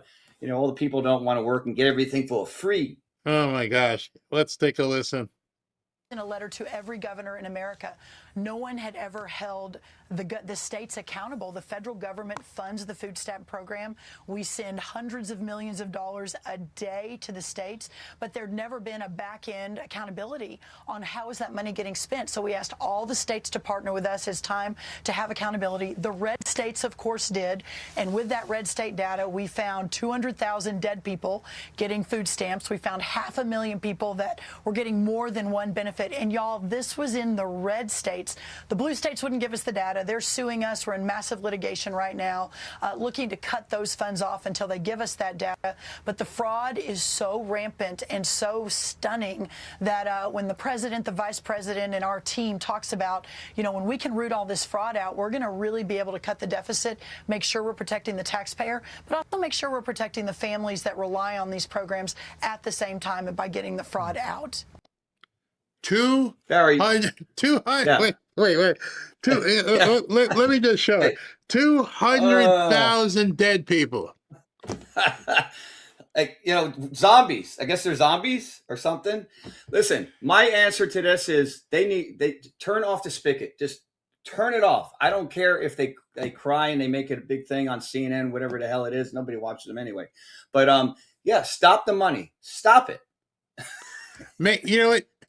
Cut it off. I don't want people who definitely need it not to have it. So here's what we do. Everything is shut down. Everything is shut down. You got, it's June. You got your June money. You got your June food stamps. All right. Before July 1st comes around, before the next batch goes out, you have got to go in person and apply. If you don't go in and apply in person, you get nothing in July 1st. Let's even give them 2 months. Let's say August 1st. All right. Yeah, so right now it's June 5th. We need you to go to your food stamp place, wherever that is, and you need to show ID and prove that you're, broke and got no way to eat. And then on August 1st, if you don't come in by in 2 months, no more. You're done. Yeah. And it doesn't mean you're precluded. Hey, if you can't get there, maybe you can get there in September. But in any event, why don't we match bodies to actual names? Imagine that. Yeah. Just go in. No one, I don't know how anyone would. They would. The poor peoples can't they don't got no transportation. Oh, yeah. Yeah. They have no problem going to Walmart and getting all that, the soda and everything. They're posting videos saying, well, it doesn't get my Fruit Loops and my Cheetos. Just shut it down completely. And if a long time ago when I was in college, a guy told me the rule of 10,000, because I was habitually late. And the rule of 10,000 is What would you do? And this was back in college. What would you do if somebody called you and said, I need you to be at my office at 8 o'clock in the morning I'm going to give you a check for 10,000. What would you do? I'd be there by 7:30. Use that rule all the time. And I was like, oh, that makes a lot of sense. The rule, and I've always remembered the rule of 10,000. You're supposed to be someplace, do it. Get there like someone's going to give you a $10,000 check. And in my mind, if somebody's giving you food stamps, it's the equivalent of a $10,000 check, because you don't go, you don't eat. So, Yeah. And if you want to bring one of the dead zombies with you, you have Weekend at Bernie's, prove to us this guy here. Don't bring Joe Biden, whatever you do, but bring some other dead guy. Dig him up. Poor Joe. And y'all can walk together down the street. That's my dead guy. He gets food stamps too. Then you can just go to jail. Weekend at Bernie's. Hey, remember there? Hey, isn't that how they got some of those pedos to get? Remember that show? To get them, they offered money to go when they showed up, they arrested them. Like they were offering money. Yeah. They were like doing stuff like free baseball tickets and stuff like that. Just show up and you get free tickets. And then they show up and all their arrest warrants were there, but they offer them like a year's supply of Twinkies or something. I mean, phew. Oh gosh, it's too funny. All right, man. Like I got to read this spot, and then we'll come back to you. If you hear anything else, let me know. Man, what craziness is going on? No, I'm not reading chapter. I'm talking to you about Lear Capital. So everybody knows what's coming up on June 12th or 13th, which is the big IPO with SpaceX. Whatever you can do, however you want to do it. I'm not going to tell you what to do, but that is going to be huge. And with everything happening right now, the volatility in the market is actually equals opportunity. Volatility equals opportunity. Why? Because they're not making any more gold or silver. So that means there's an opportunity. Major banks are predicting gold could climb to over $6,000 an ounce, with silver skyrocketing up to $300 an ounce. The news is finally catching up to what I've known for years, and many others have known, that the value of the dollar is under assault and the demand for gold and silver will continue to explode. SpaceX getting billions of dollars, trillions of dollars, means they're going to shoot more stuff up in space, which means they're going to need AI, which means they're going to need silver. So who you trust matters just as much as what you buy. That's why I trust Lear Capital. They are an education-first company that prioritizes customer experience over a quick sale. And because of that, Lear has thousands of satisfied customers, over $3 billion in transactions, and they offer something truly unique, a 24-hour risk-free purchase guarantee. 24-hour purchase guarantee. And for those of you interested in moving some of your retirement dollars into gold and silver, it's worth noting that Lear was recently named the best overall gold IRA company by Consumer Affairs. So if you're considering gold and silver, call the best in the business, give them 10 minutes. That's it. No pressure. See if gold or silver is right for you. Call my friends at Lear Capital, give them 10 minutes, and they'll help you get started today. 800-601-5430, 800-601-5430, or go to learberry.com and download some of the amazing free documentation and information they have so that you can learn more. And you can also qualify for up to 20 grand in bonus gold or silver. So give them a call at 800-601-5430 or go to learberry.com. And when you do, it is most important at this point that you're getting actual gold and silver, not paper. Paper is worthless. Well, not worthless, but it's risky. If you hold your gold and silver, if you've got it in your hands right there, if you have it, that is much more than having to chase down paper. All right, so take a look at that. I'll be back in 90 seconds.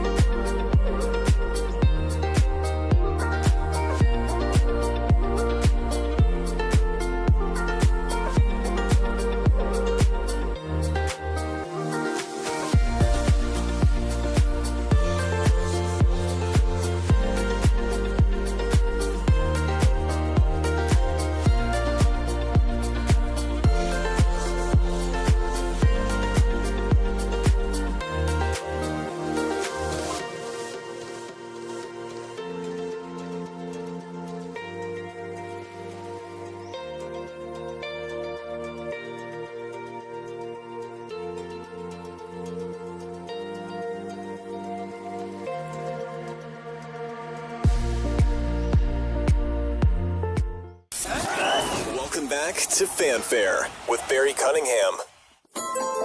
No man should ever enter where we are going. Beware what lurks in the depths of the libtard zone.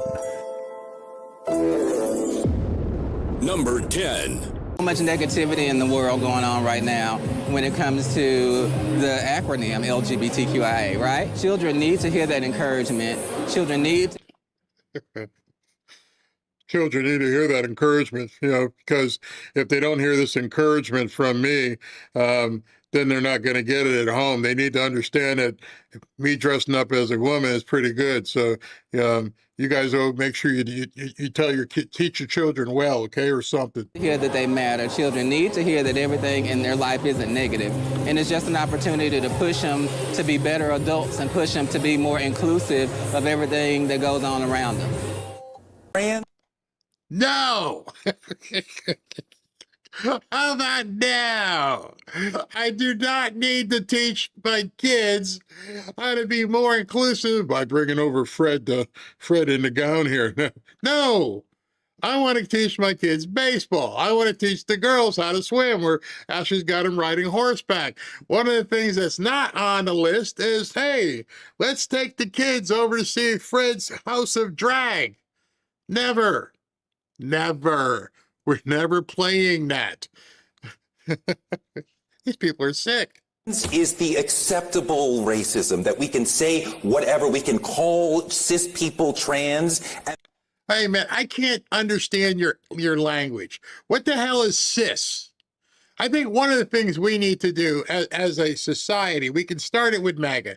We need to start putting down the list of things we are no longer going to talk. We are not going to say cis. We are not going to say undocumented. We are not going to have safe spaces. We're going to stop using the word attacked. No, we're going to dial it back to like before Obama, and the words in the dictionary back then is what we're going to use now. I don't know what the hell does cis mean. Boy, girl, that's it. Cis. That's okay. And neither of you are upset about that. That is completely ridiculous. You know what? You want to know why they're not upset by it? Same reason I'm not upset by it. You're bonkers. You're crazy. You want to hang out with Frederica in a gown and talk to kids? You go do that. You do you. But we're supposed to be upset? By the way, how is trans a race? How did they leap from a sexual proclivity to now it being as important as the color of somebody's skin? I'm pretty sure when Martin Luther King was talking, and he's like, I want my children not to be looked at by, the color of their skin, but by the content of their character. And there was no asterisk that says if Johnny wants to wear a dress. All right. What? That's what Stephen Miller said, and neither of you care. Neither one of us are defending Steve. No. Like, we're not because you zoomed past it to a whole other issue. We're talking about was the most offensive thing that Stephen Miller said. But no, we were talking about Stephen Miller, and the most offensive thing that was said was that calling a cis person trans, so that is a horrible thing to be. That is disgusting. That is. I can think of a lot of things that are disgusting.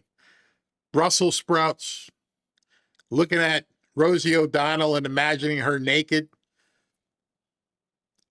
Talking about cis? I don't even know what you're talking about. When I think cis, I think sister. What the hell is CIS? And why would that be so disgusting? Completely unacceptable in 2026, and why he would say that on television and it's okay is mind-boggling. All right, we will leave it there. Next for us, the president. Here, I have a question. In 2026, saying cis, trans, whatever is disgusting. Brussels sprouts for me has been disgusting all my life. How did we all of a sudden the calendar turn, and now all of a sudden it's disgusting to say a word that we don't even know what it means? You're not supposed to say cis, trans, whatever that is. You're not supposed to say illegal. You got to say undocumented. They took it all from us. They made us go into corners and get deleted if we said the wrong words. Now I think it's time for us to start saying, you offend me. I'm offended by what you're offended about. I don't care that you're offended that Stephen Miller used the word. I don't even know what you're talking about. Number 9. And, you know, frankly, Mr. Plattner. Okay. Now, in this little section here, we're going to go down the Graham Plattner, obfuscation alley, where you got to swallow real quick before you even answer the question. It's a four-tour combat veteran and someone whose conduct as he came home from war, many have questioned. I don't know him and don't know him at all well, but I'm going to give him a measure of grace. I'm sorry. You're going to give this guy a measure of grace who's walking around with a giant Nancy tattoo on his chest. You're going to give him some grace. The guy who was nominated to go to the Supreme Court, you wanted to just run him out on a rail, but you want to give the Nazi some grace. Says a lot about you. Says so much about you, it tells me I know you're only in it for power. So what you're going to hear and a couple of these people saying, like him, I don't really know him. They decide they want to turn into Peter. The next day, I don't know him. I don't know. I don't know. I'm going to have to take a look at it eventually. Who the hell doesn't know what Graham Plattner is right now? And why is it that your people in government are like, I don't know who he is? You wouldn't think by now you would know who Graham Plattner is? You wouldn't think by now you wouldn't have looked it up? I don't know nothing. And wait until I get a chance to hear more about the details of all these different allegations. In my view, the folks who we have here in the Senate and who we might have here in the Senate, we should hold a high standards. Aren't you worried about more coming out? Oh, you're going to love this. This is like 10 seconds, but you got to listen.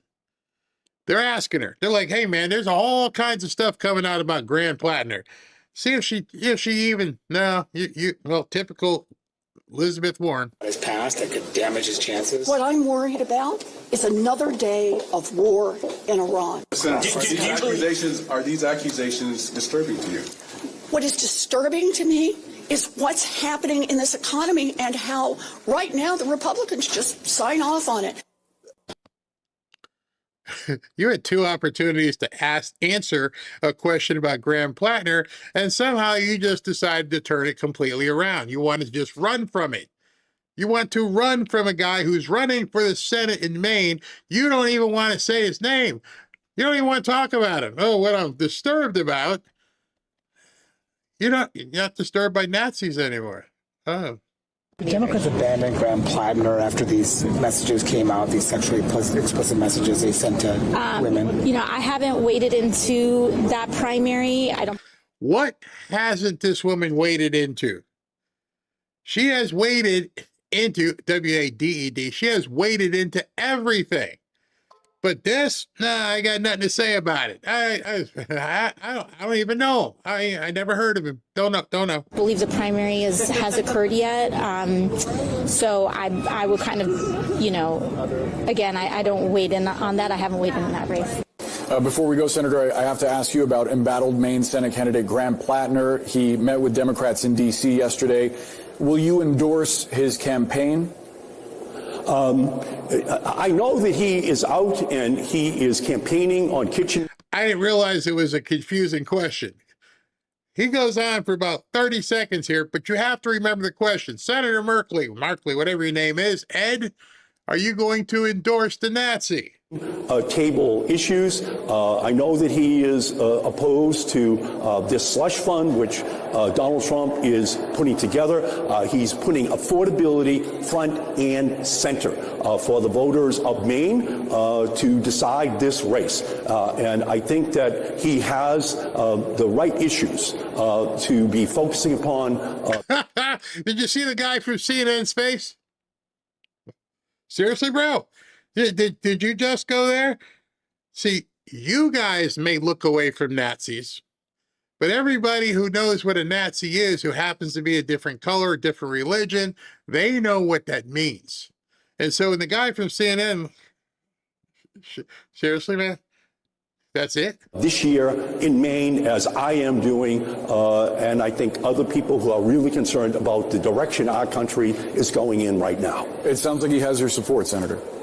Well, I am convinced that he is running on all of the right issues for our country right now. So why not say that you endorse him? 3 times. You want to tell us all? You're sitting right here. Do you endorse him? No, this guy is kryptonite. I don't want nothing to do with him. But at the same time, I can't tell people. So you're a liar. But in my opinion, spit it out. Do you endorse him or not? Do you endorse the Nazi abuser? Well, I think he's doing well. He has taken the issues and he's galvanized a grassroots movement all across Maine. People are responding at the town meetings. They are up. They are energized. And in my opinion, he is on a pathway to victory in the state of Maine. Meanwhile. But he didn't answer the question. Now, I had to delete the F-bombs here because here comes Mr. Crazy again. And he's actually going to tell you what this is all about with the Nazi. Make no bones about it. He's going to tell you right now why they don't care about the Nazi. I don't care. If you committed a crime, then charge him and then throw his ass in jail. But so far, we have none of that. We got a f***ed up guy who he could be 100 times more f***ed up than he is. He'd never be as f***ed up as what we got in Washington now anyway. And I just saw this tut-tut and ooh, and hey, we got to do this and we got to be fair. James, if a Republican did what Graham Platten did, you would be outraged. Yeah, I would. But what I'm more outraged about and what I have to consider first is this country is about to lose it. The whole damn thing. Abraham Lincoln suspended habeas corpus. Why? Because he had to win a damn war. Okay, we got to win this. And if we got a person who's understandably got issues, yeah, good. And maybe people ought to see it. And maybe we ought to just be reminded of what these stupid wars have brought about and the consequence of said stupid wars. That stupid Susan Collins been for all of her political life. So I ask all of you to consider the candidacy of Graham Platten. I ask all of you to understand his flaws and understand the peril that this nation is in. And maybe he might be the right guy at the right time, for all I know. Thank you. There it is. You don't have to hear anything else on the news. They don't care. Just win. Just give us power. Yes, he's a Nazi. Yeah, he might have abused women. Yeah, he might have sent out weenie pics. It doesn't matter. We got to beat Susan Collins. We need that Senate seat. Nothing else matters. Yeah, he's got flaws. He's got more than flaws. That's a euphemism. I'm waiting for it. I think it's coming. I think we're going to find out he sent weenie pics to underage girls. I think that's the next shoe to drop. Right now, they're holding off. They're holding it as best they can. Okay, we got to vote for him. But when that drops, if it comes out that he was sending weenie pics to underage girls, let's see what these people do then. Some of these people in Maine are like, yeah, he's bad, but he's our bad. Yeah, he's a Nazi, but he's not like a bad Nazi. Trump's the bad Nazi. We're in a bad way. And all this is exposing is that we are at war.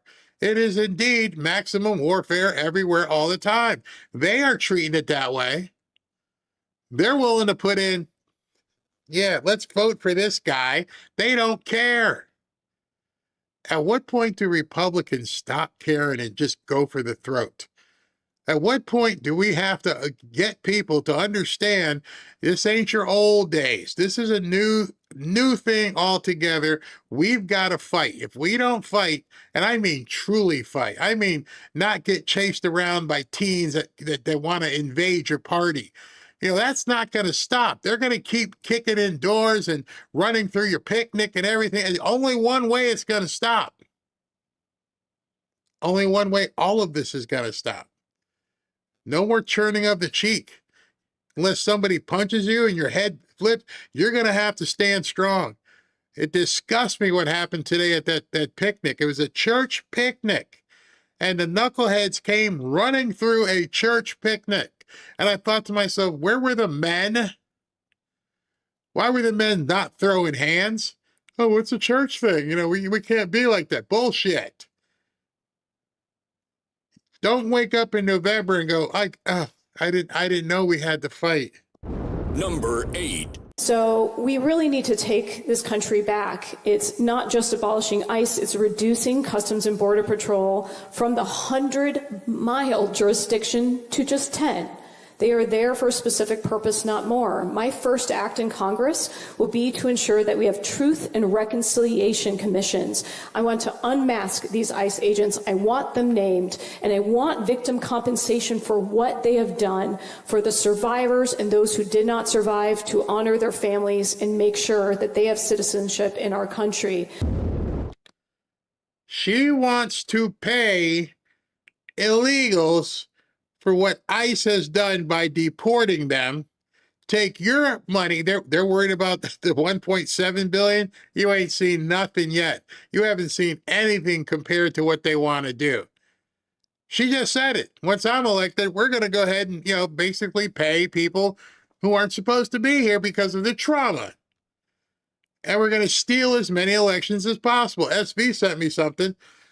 This is crazy. Here you go. Here it's coming. Says now, Nityaha, whatever her name is, Rahman, defeats Spencer Pratt after late mail-in ballots surge her ahead 5 days after the election day. 5 days. Now she is projected to be number 2. 5 days. Five days. It took them 5 days to push her up to the top and boot out Spencer Pratt. No, there's no fraud. There's no evidence. Mr. President, where's the evidence? You guys got to see what's happening. Number 7. Both me and my staff have personally had to help trans queer youth in this county who are facing bullying and discrimination in Arlington Public Schools. Last week, my son at Campbell got the sex ed talk in health class and was told children only can come from men and women. No queer representation, no IVF representation. What? I'm sorry. Your kid got told that babies come from men and women. And your point is what? Came home crying. Last year, I had to help a trans adolescent transfer out of Yorktown due to discrimination that the school was choosing not to face. Oh, they're coming for your kids.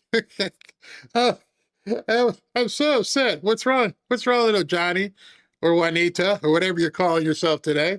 Well, mommy, today, or daddy, or non-gestational people, they said that babies only come from men and women. Mommy, non-gestational people, what's a woman? You see how we're hurtling towards a place we don't want to get to? We can't even have the statement. What does a kid call his mom, who you can't call him a mom because she's gestational, non-gestational? When she has her, menopause, are they both non-gestational at that point? That's my non-gestational sperm donor, and this is my non-gestational former womb housing. Sounds crazy, doesn't it? Yeah, but my womb houser, because that's where I hung out for like 9 months. She's not a mommy. She's now she's non-gestational. She's a grand non-gestational. Because, now I can't even comprehend what they're doing to kids with all these words. You can't even keep up. Number 6. Most undocumented immigrants pay more taxes than anyone, and we should. I bet you Elon Musk would have a problem with that. And I ain't even talking about myself and you guys. And illegal people pay more taxes than anybody. Really? Really? Also mentioned that less than they're 5 times less likely to commit crimes than Americans. Number one, I don't know where you got that stat. Number two, we shouldn't have to have those comparable stats. You're not supposed to be here. I don't care if you're 5 times, 2 times, or 1 time. That should be 0. See, that's people are clapping. I'm like, wait a second. You're comparing something to people who are here. They're not supposed to be here. Ergo, that should be a big goose egg. There should be no crimes. Nothing. Why? Because they're not here. They're ghosts. Now make that statement. Number 5. What do you say to people who say language, and there's Democrats in D.C. who say language like abolish ICE or unhelpful for the political health of the... So now they want to do away with, ICE, but they want, I can't even keep up. Mr. Jerry Curl here said, what do you think about people who don't want to say abolish ICE? Now you're going to force them to say abolish... Democratic Party. I think if we've listened to them before and look where we are. I think it's time to develop a new vision for this party, one that is unflinching in its beliefs and also uncompromising in its principles. I can't explain it. I'm sorry.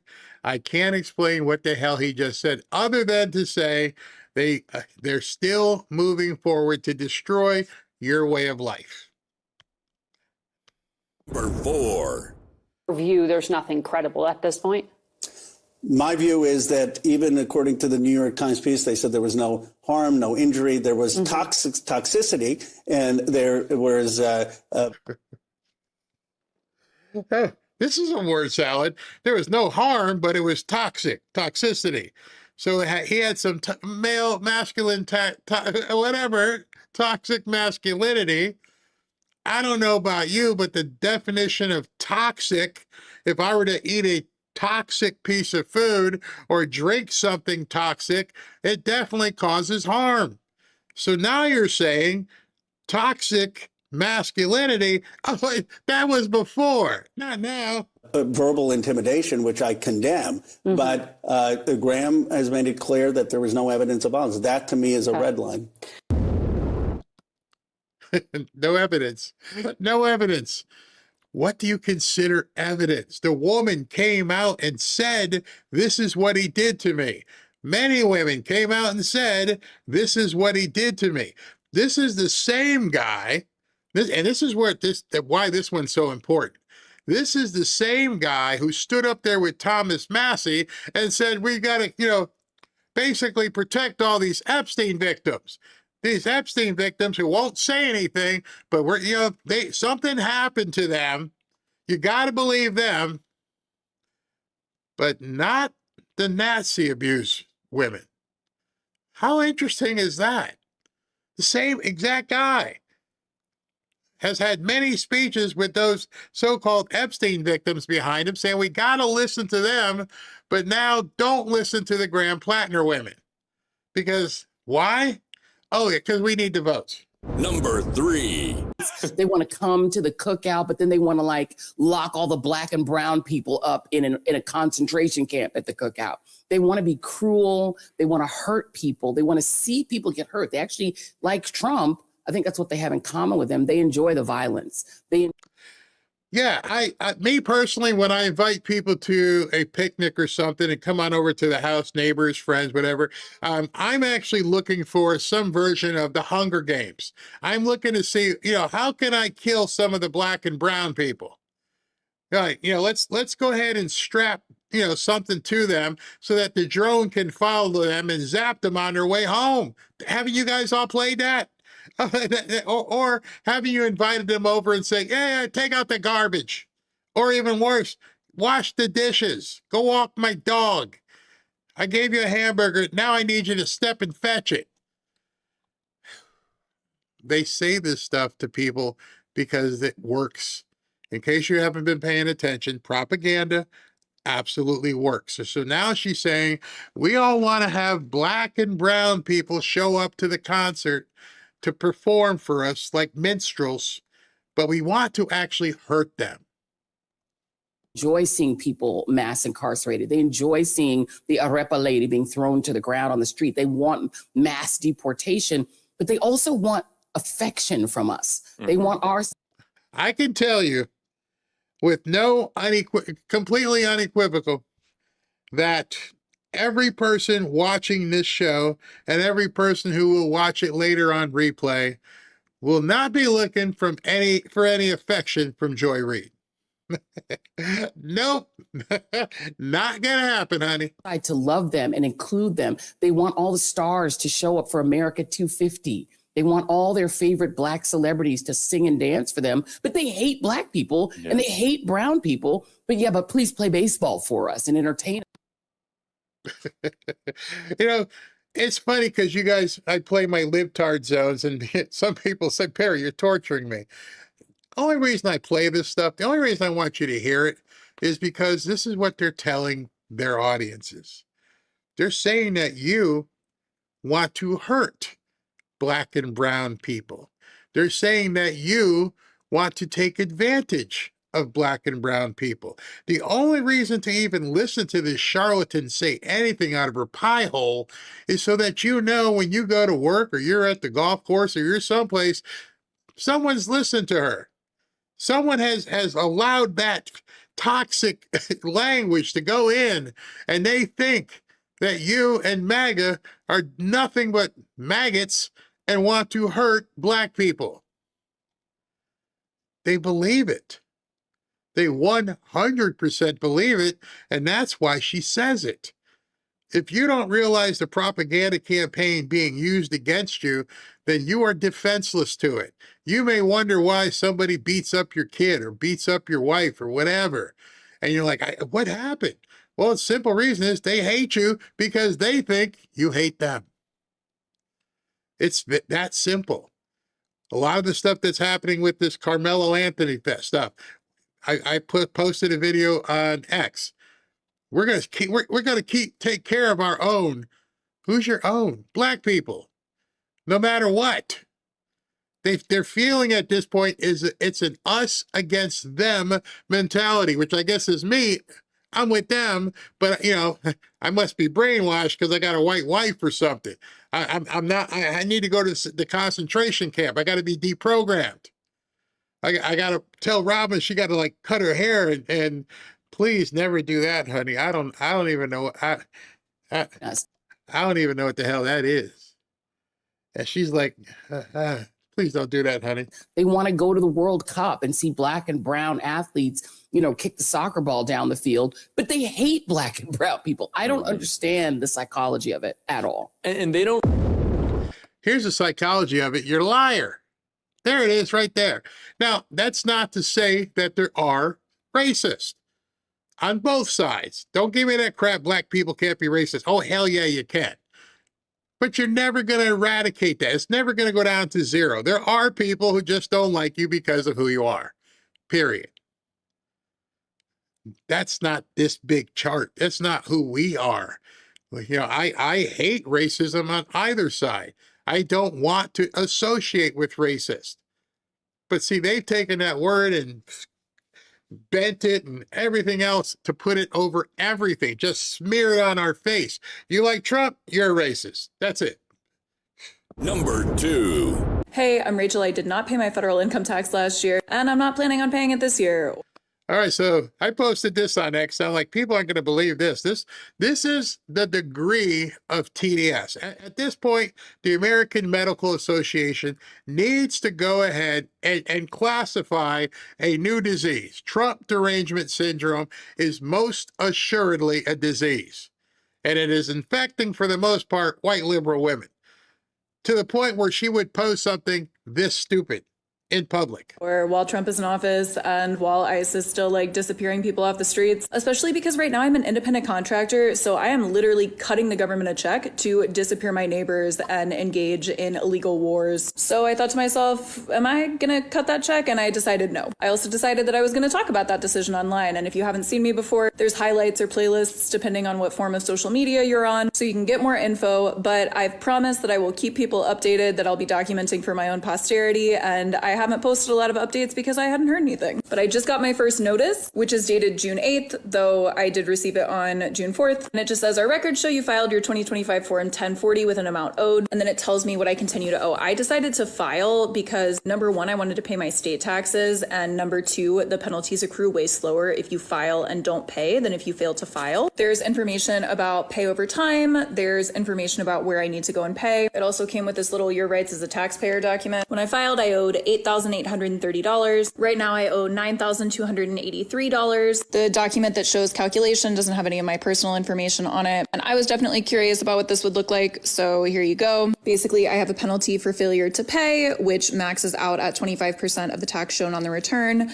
And that accrues quite slowly, 0.5%, $88.30 penalty. And then I also have a penalty for failure to pay proper estimated tax. And they charge interest on that at a rate of 7%. This money is sitting in a high yield savings account that accrues interest at about 4%. And this also extends into 2026 because I, as a 1099 employee, am required to pay estimated tax. So I have to pay that tax estimated quarterly. I have done that to the state of Illinois back in April and will do so again in July. I have not done that for the federal government because, again, they're, sending my neighbors to concentration camps with my tax dollars. Feds and other viewers, I am not encouraging other people to engage in this behavior, but there's... I am. I would like every libtard who sees this, if you've stumbled upon my show, I fully endorse every single one of you, especially within the next couple of years, to do exactly what she's doing. I think it would be in your best interest to make videos and tell the United States government that you're giving them the middle finger. I'm pretty sure nothing's going to happen to you. I think you're going to be fine. So, yes, I am encouraging every libnut to follow what she's saying and do exactly what she's saying.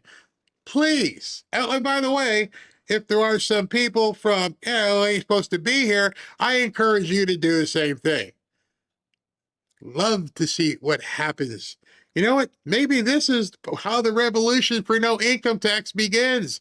Maybe if millions of libtards stop paying taxes, they'll be so busy trying to chase them, we won't have to pay taxes. So I encourage you, please, every single one of you libtards that are working, please do this. Long history of American tax resistance, particularly in response to unjust wars, and I remain very inspired by the people who engaged in tax resistance during the Vietnam War. This is all explained in full in other videos, but there are potential criminal liabilities in relation to deliberately not paying your taxes. Coming onto the internet and saying that you are not paying your taxes intentionally makes it a lot easier for the government to obtain a conviction if they decide to bring those criminal charges, which they do very rarely. And it's an additional risk that felt worth it to me given my platform. If you're coming in and saying, but what about social services? I think we view reality very differently in this moment, and you should, think a little bigger about what happens if a bunch of people actually don't pay their taxes to the point that it would have an issue on social services, because there's almost certainly in that hypothetical some intervening steps before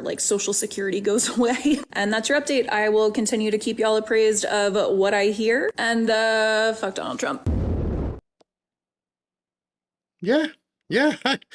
TDS is real.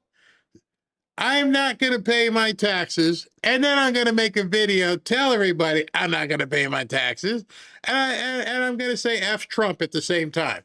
And I've already had $1,000 in fees accrue. Go for it. Please, all of you, go for it. Oh, make it easy on us. So, I didn't believe that until I saw it myself. Number 1. Can men menstruate? Can you explain to this body, as I remember the debate? You're going to love this one. Can you explain to me, can men menstruate? There's nowhere in the room you're going to look where you need to find out what that answer is. Every single guy or non-gestating person that you look at can answer that question. I can answer that. I'm pretty sure I can answer that question real quick. I can answer that question in one note. Watch her. Was the difference between a woman or a person or individual who menstruates? Can you explain what the difference is? And I'm on a 3-minute timer, so please. There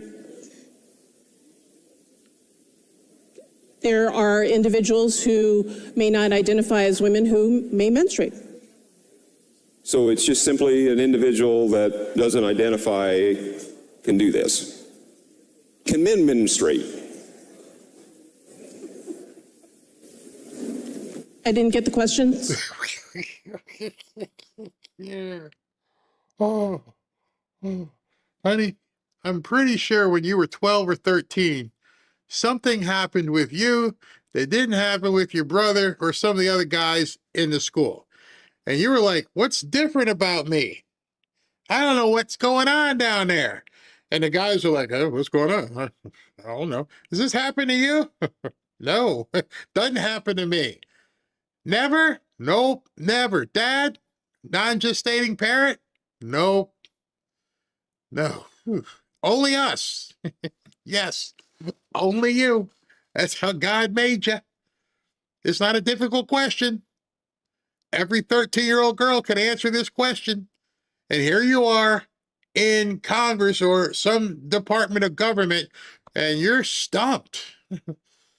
This is a tough one. Can I call a lifeline? Can men menstruate?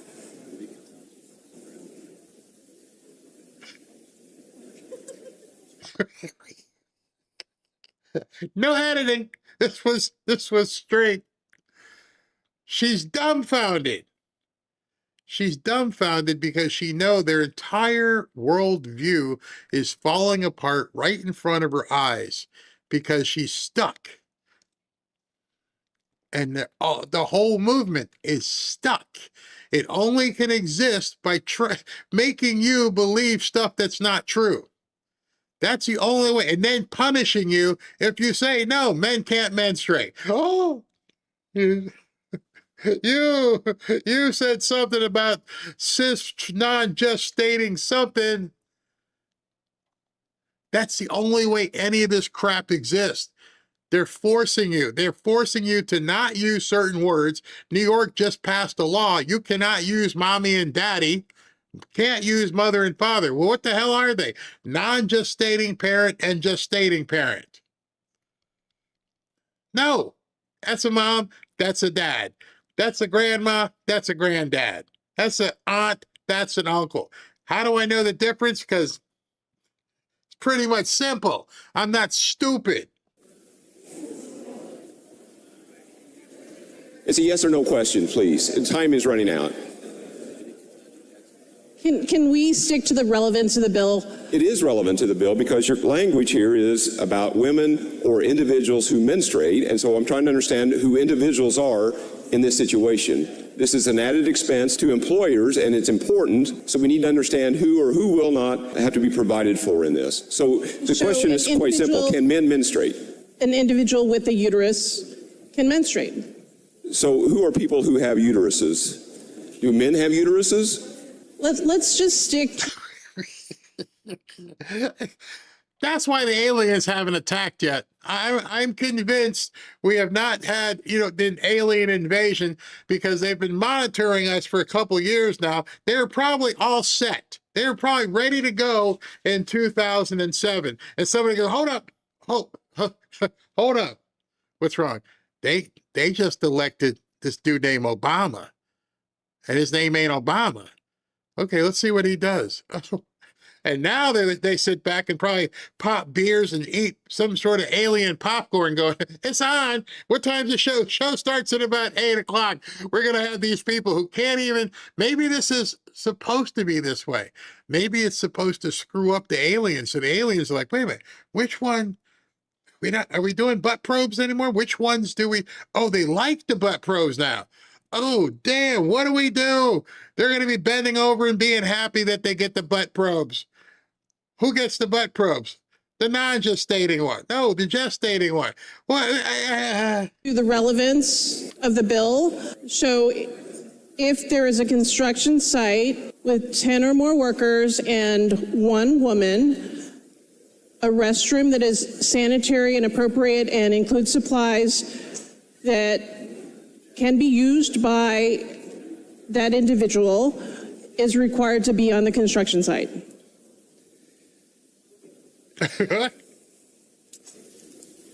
And I'm running out of time. Let me just close with this final question. When an individual goes in for gender reassignment surgery, how many choices do they have?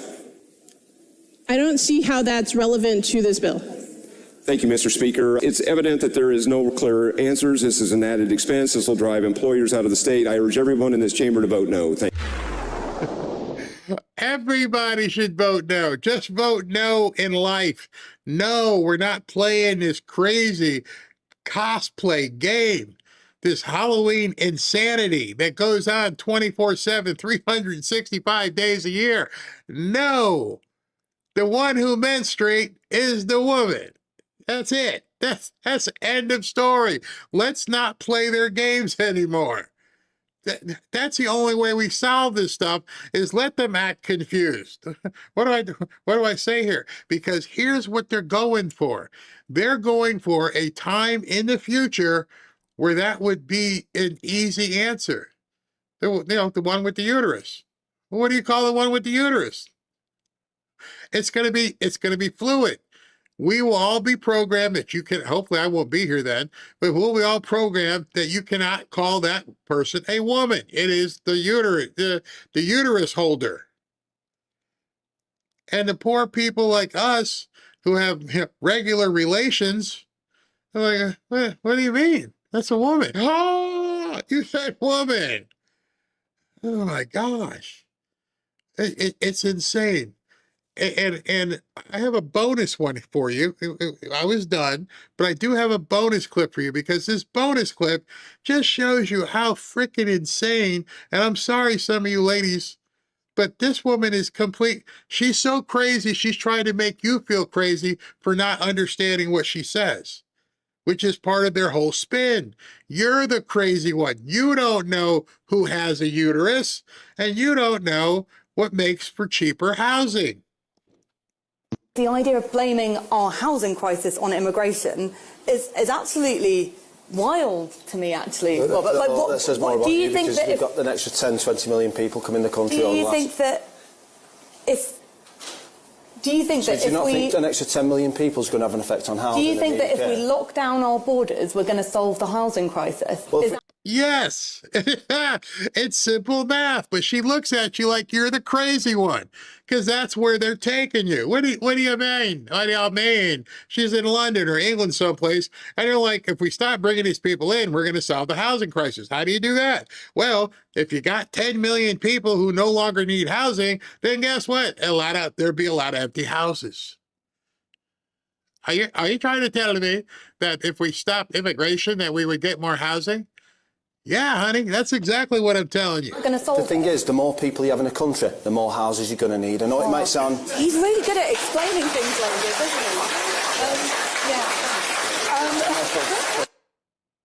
isn't he? They want you to feel crazy. Their objective is to make you feel crazy for talking common sense. And you can see her face and how she's trying to, but the audience is like, yeah, pretty simple. If you get rid of all these people, there's going to be a lot of empty apartments. A lot of empty apartments means there's the supply and demand, price goes cheaper. You're meaning to say if we lock down the borders, we might have some better house. Yes, but you're the stupid one for thinking that. That's why she looked that way. That's what they're trying to do. They want you to feel like you're stupid. What do you mean, who menstruates? You're the dumb one. I get it. I understand. Boys play women's sports. Pretty soon it won't be women's sports. It'll just be sports. That's it. Anybody can play anything you want. You're not successful being, on the guys' basketball team. Go play on the girls. You don't know who menstruates? You will soon. The person with the uterus. You mean a woman? No, not a woman. The gestating person. What happens when she's no longer gestating? Well, then it's a non-gestating person. It's insane. Barry, that's not a woman. That's a man, baby. Yeah. Oh my gosh. Oh. You know, it's funny because I watched some of the comments. They're like, Barry, please stop. Oh, I'm like, boy. no, I have to sit through and put that stuff together. Okay, Yeah. I sit there and compile that stuff and go, oh no, they're not really saying this, are they? Yeah, this is what they really say. Oh, you're going to just tell the world you're not paying taxes? No, F Trump. I'm never paying taxes again. Okay, there's probably tomorrow's Monday. There's probably some IRS agents like, hey, I got one. I got one to talk to. Oh my goodness, it's insane. It's absolutely insane.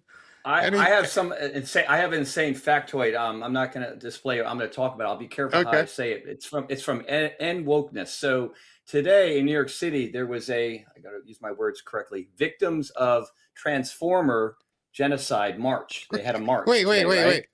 Stop. Wait. You gotta let the term sink in for a second, okay? Okay. Let's look at it. I don't want to get you demonetized. So no. But I'm victim. Okay. I checked these names, and nearly all of them died by. Okay. Yeah. So they personal unaliving, natural causes, or remote. I mean, think about that for a minute. So it's not. We're not doing anything to them. It's amongst themselves. That's a fact. I'm telling you, all of it's a part for us not to question this stuff anymore. It's just normal. It's part of our life. When you see the new Greek movie, Odyssey, and Matt Damon's in it, and you see a black gay woman playing Helen of Troy, that's just historically correct at this point. I mean, Disney's been trying to do that for years, and they're doing it in the some of the Marvel movies. They're trying to do the race swapping, right? I mean, and it's failed miserably. They've lost over $1 billion.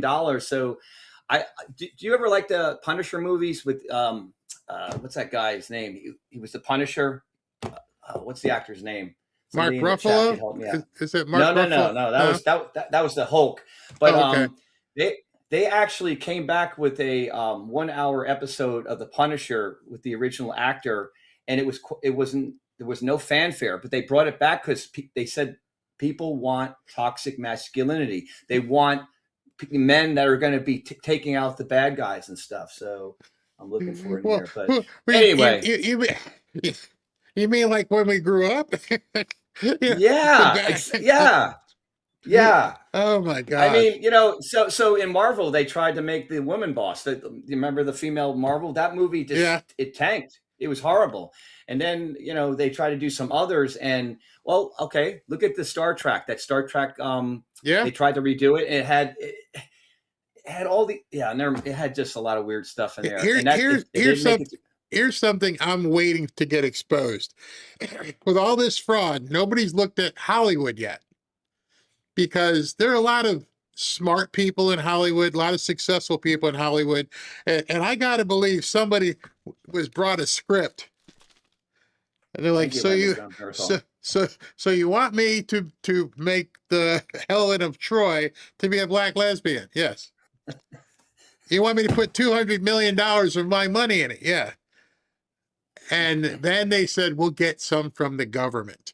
There's got to be some subsidy that has been hit in Hollywood that has made these people do it, because the shows have flopped, the television shows have flopped, the movies have flopped, and they keep making them. So the people I've known who worked in Hollywood had lots of money. They weren't in the habit of losing money.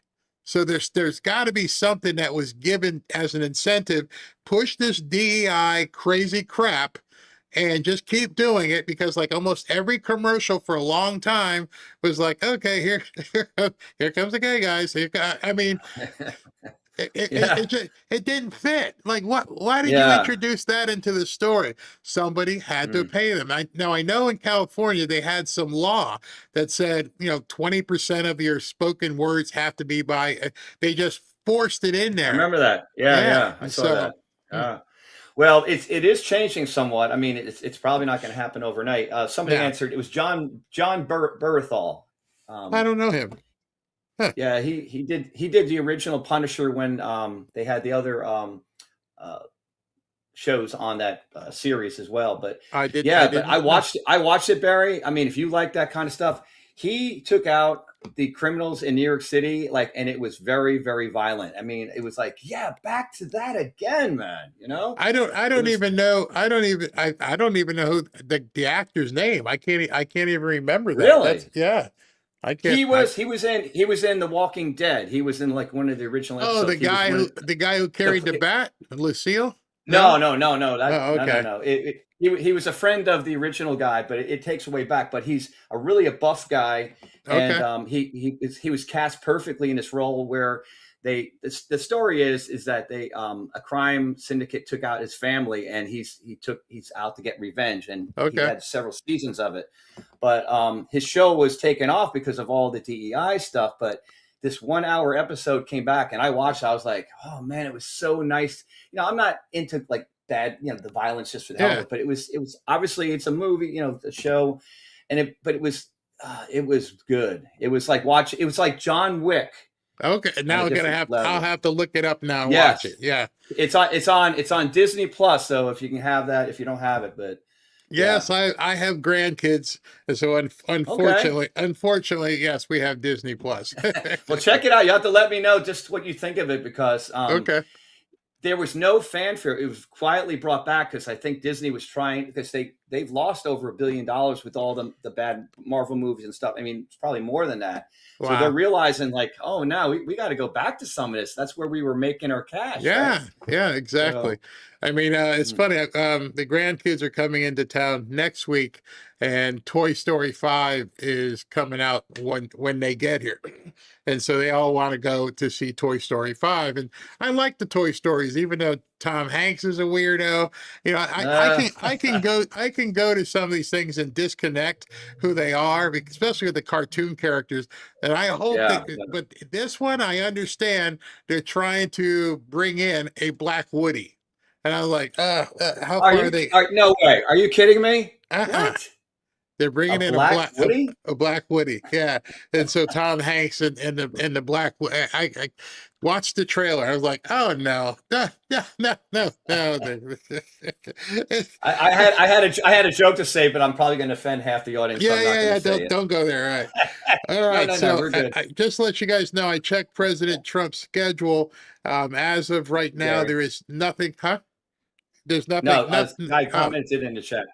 Yeah, nothing live because he's going to the basketball game tomorrow night. So we'll just have a regular show about 4 o'clock or so. So unless something goes crazy. Yeah, Truth Social is still vacant. There's nothing since yesterday. I'm getting a little bit like, okay, I'm waiting for the shoe to drop. Yeah, might be something a little bit later when we go to sleep or something. All right. All right. Well, have a great night, everyone. Thank you, brother. All right, let me do super chats and we'll call it an evening. Thank you guys for showing up on a Sunday. I can tell you next week I'm probably going to go a couple days with 2 shows because I just want to get the stuff in before Ashley and the kids get down here. All right, so let's go here and all right, there we go. Jonathan, Barry, I thank God he led me to you in May of 24. I thank you for the truth to open my eyes. The CDP, Communist Democrat Party, pushes it to the streets. I would give my life for MAGA. Wow. Yeah, absolutely. Love the USA. Thank you. IDF, you can never negotiate with the pedophile Epstein regime. Stay out of Lebanon. The salty, there won't be a war unless it's officially declared a war by Congress, which absolutely won't happen. You're right about that. Nikki, she talks to him like he's a deaf child that doesn't speak English, not the president of the United States. She's so cringe and disrespectful. And that's had to have been intentional. Brian, I'm really worried. The longer we don't get a peace deal, the closer Iran is to having a nuclear weapon, especially if they're working at night. Oh, you think they still have the capability? I thought that's what they were doing. They stopped their capability. Buddy, thank you. Anytime you deal with eyes like hers, you know they are not stable. In my 70 years, it's always been true. You mean these eyes? They always do that crap. Brian again, Psalm 23:4. Even though I walk through the valley of the shadow of death, I will fear no evil, for you are with me. Your rod and your staff comfort me. The passage got me through July 3rd, 1988. Great passage. Hello, Chiosop. Got a couple here, 4 in a row. Fake news has a narrative to maintain for their sheeple. So when President Trump says something outside their fantasy storyline, they have to cut him off. His second one, thank you. She and staff have to keep me diving onto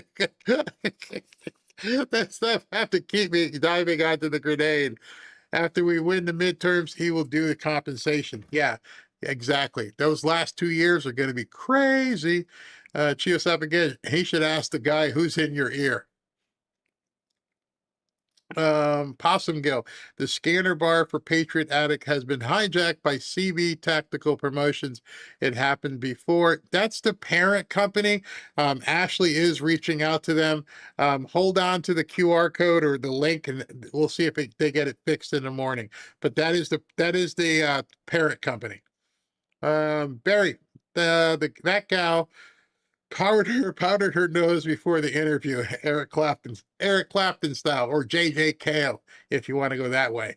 Chiosop, award-winning reporter, now is #1 keeping narrative. Yep. Nicholas, the Democrats are terrified, Barry, because the jig is up. That's for sure.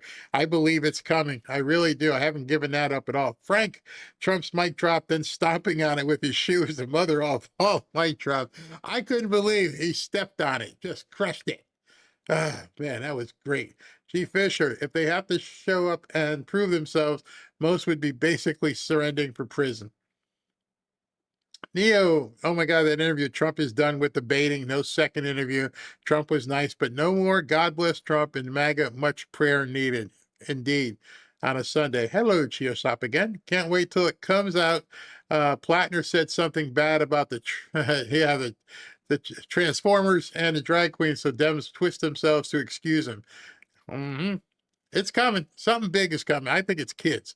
Linda, my Plattner limerick, Maine's Nazi candidate who Dems all hail is a chest tattoo telling quite the tale, whilst on his behind for the sake of the blind is precisely the same but in braille. Very cool.